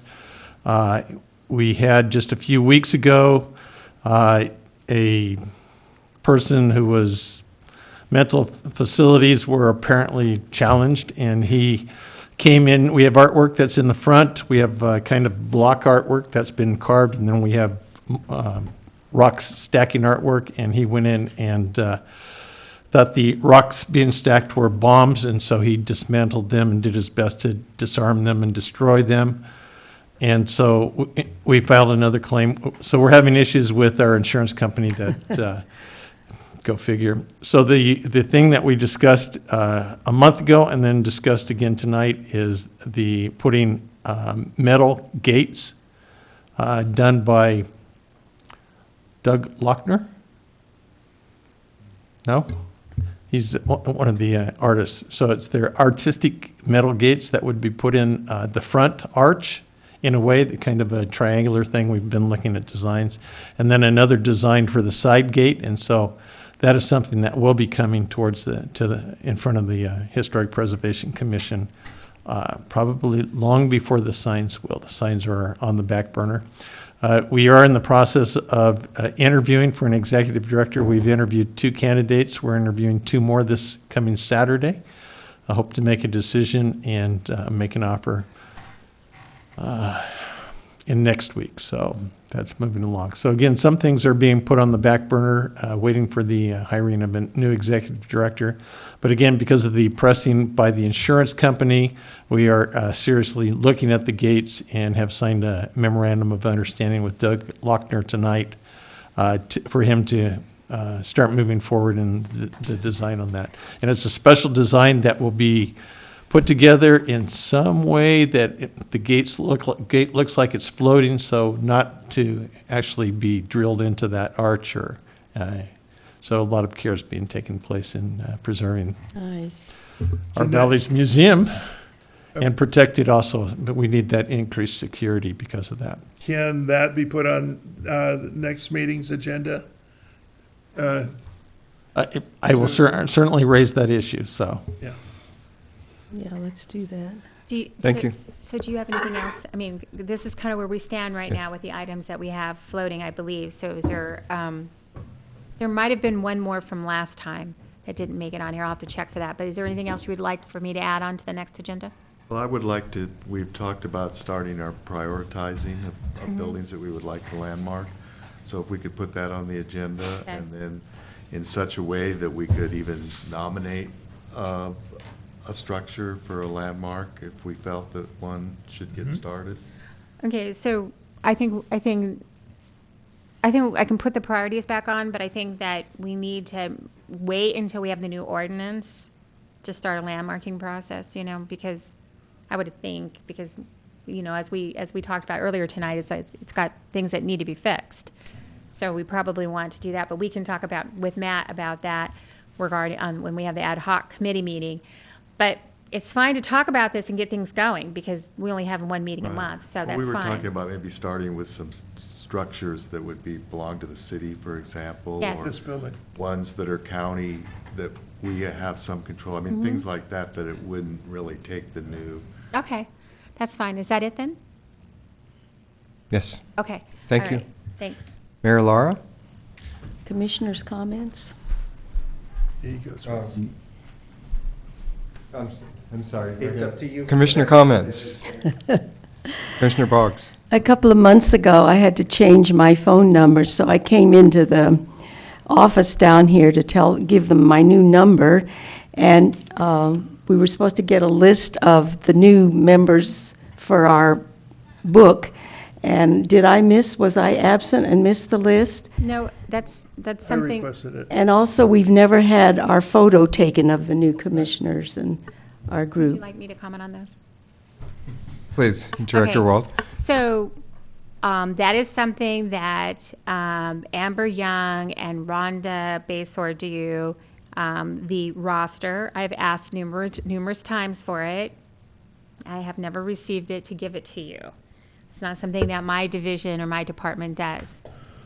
The city is modernizing their website, and there is some talk about not putting photos on the website because they are constantly changing and somebody's not there when they take the picture.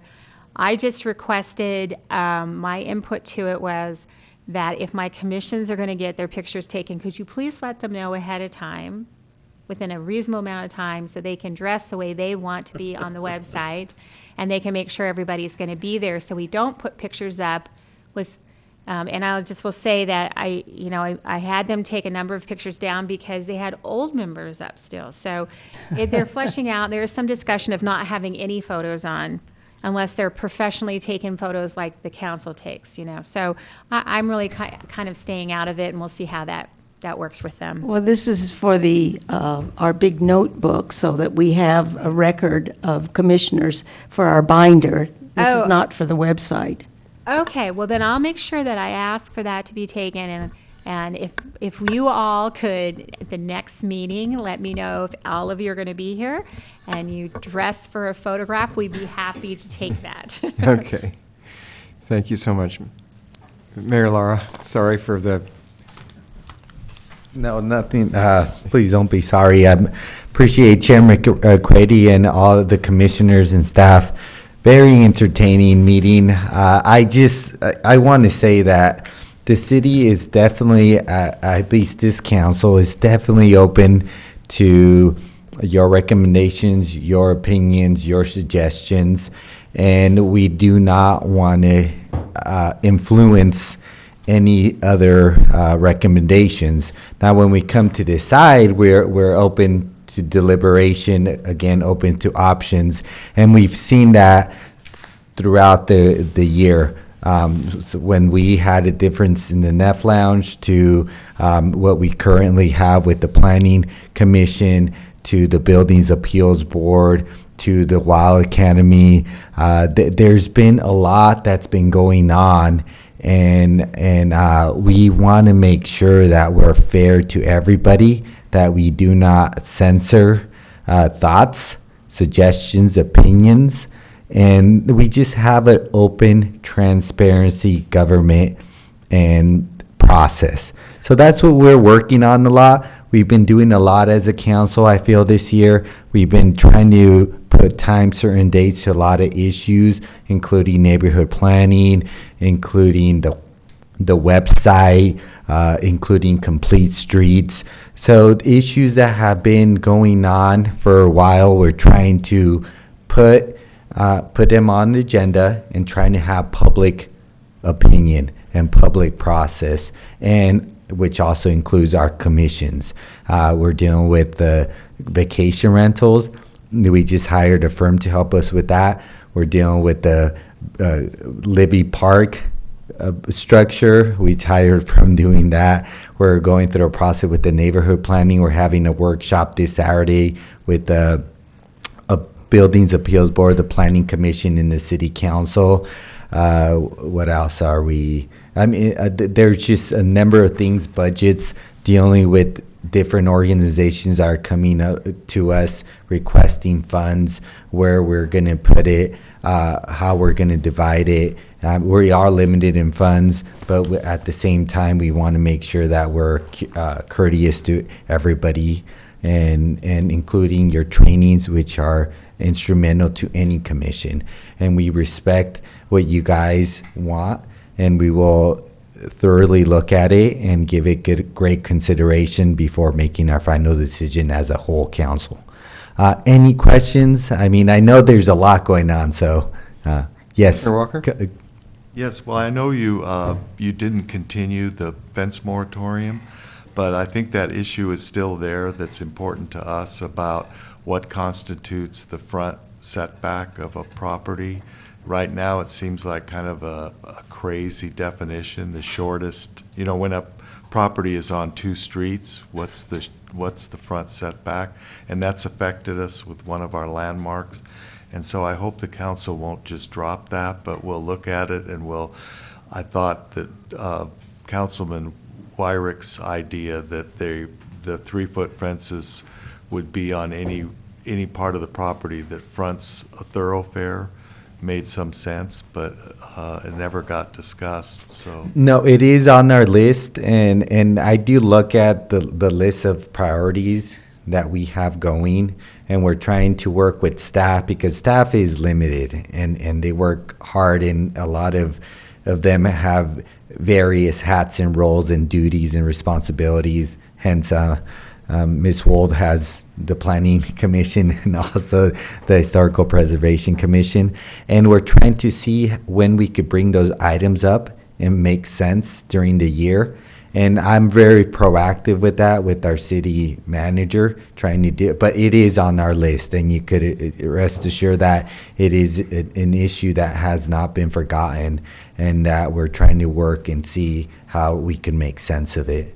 And because we did, I think as a council, decide that we need to look at it in general and see how it makes sense from historical preservation, landmarks to just any zone. So there is issues about frontage and then safety. And I have a question in regard to that. When you established the moratorium, you said, in essence, that the Historic Preservation Commission would be the people that would have to review all of these problems that existed. That's not something that we would really welcome. We're willing to do that for the historic properties, but suddenly to be the advisors on all of every time a person puts up a wall, that's not within our jurisdiction. it was for some reason included in our staff report, and we absolutely agree with your assessment. So that's something we really do. Yeah. Coming to the That would involve a lot of work, and again, somehow that was included in there, and we're not going to point fingers, but I'm glad we came to consensus as a commission and a council that wasn't practical. Okay, It definitely was impractical. Don't even have the power to do that. Yeah, I don't. Yeah, we don't want to get into any, but we are looking at a lot of things, and we are trying to make sense of including all the commissions and trying to be well informed. I think Ms. Wold did a great job explaining all the projects, and with this community build park that we're doing there in Livy Park. We want to make sure that we're including all the commissions, like the Arts Commission's getting involved, obviously the Park and Recreation Commission. We want your input. I'm so excited to be out there. I mean, my third grade was so excited that they came to her school and asked for their opinion about what to put in the park. And I think it's generating some good energy around the community, and we want to make sure we continue that. But we also we want to look at all the issues around there and have an honest discussion about everything and not shy away from it. So Thank you, Mayor Laura. thank you guys. Thank you for your hard work. Thanks. With that, Just make one more Commissioner Akins. recognition. Again, one of the things I straddle two fences, being on the Historic Preservation Commission and also on the board of the museum. And one of the things is that the museum, as we all know, acts as a resource and an archive for information that the city comes to us and the community comes to us. And that information is oftentimes, because we don't have the money to go out and buy it, is donated to the museum through community people who are interested in preserving the history of the Ojai Valley. And they do that through many means. And so I just wanted to recognize a treasure trove that the museum received in this last month. Emmy O'Neill from Sugar Land, Texas had sent an email to the museum and said, hey, I have this old box of letters. Would you be interested? They immediately sent the email to me. I immediately sent an email to Emmy in Sugar Land, Texas, and said, of course. And so we stayed with her. That box arrived a week ago. It's about 4 inches high, about 8 inches wide, and 12 to 14 inches long. And that box is filled with bundles of letters from John and Jacobita Montgomery family from 1887 and 1888. Invitations to their daughter's wedding, correspondence between them and family in Los Angeles and them and family in San Francisco. Again, think of this by an 8 inches, 4 inches high, and about 12 to 14 inches long, filled with letters. And so, again, we want to commend Emmy for thinking of the Ojai Valley Museum as a resource to the city of Ojai and the community of Ojai, and recognize that and thank her for that, because to us, to all of us, those kind of things are the mother lode. getting a box of 130-year-old letters. So, amazing. Thank you. And can we just honor Rose Boggs for being selected a living treasure of Ojai? That's right.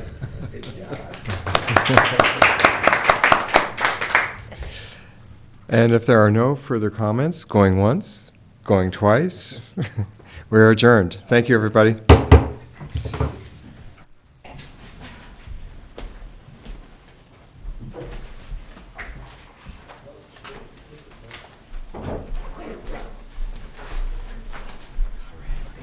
I know. Good job. Hey, Brian. Good. How about you?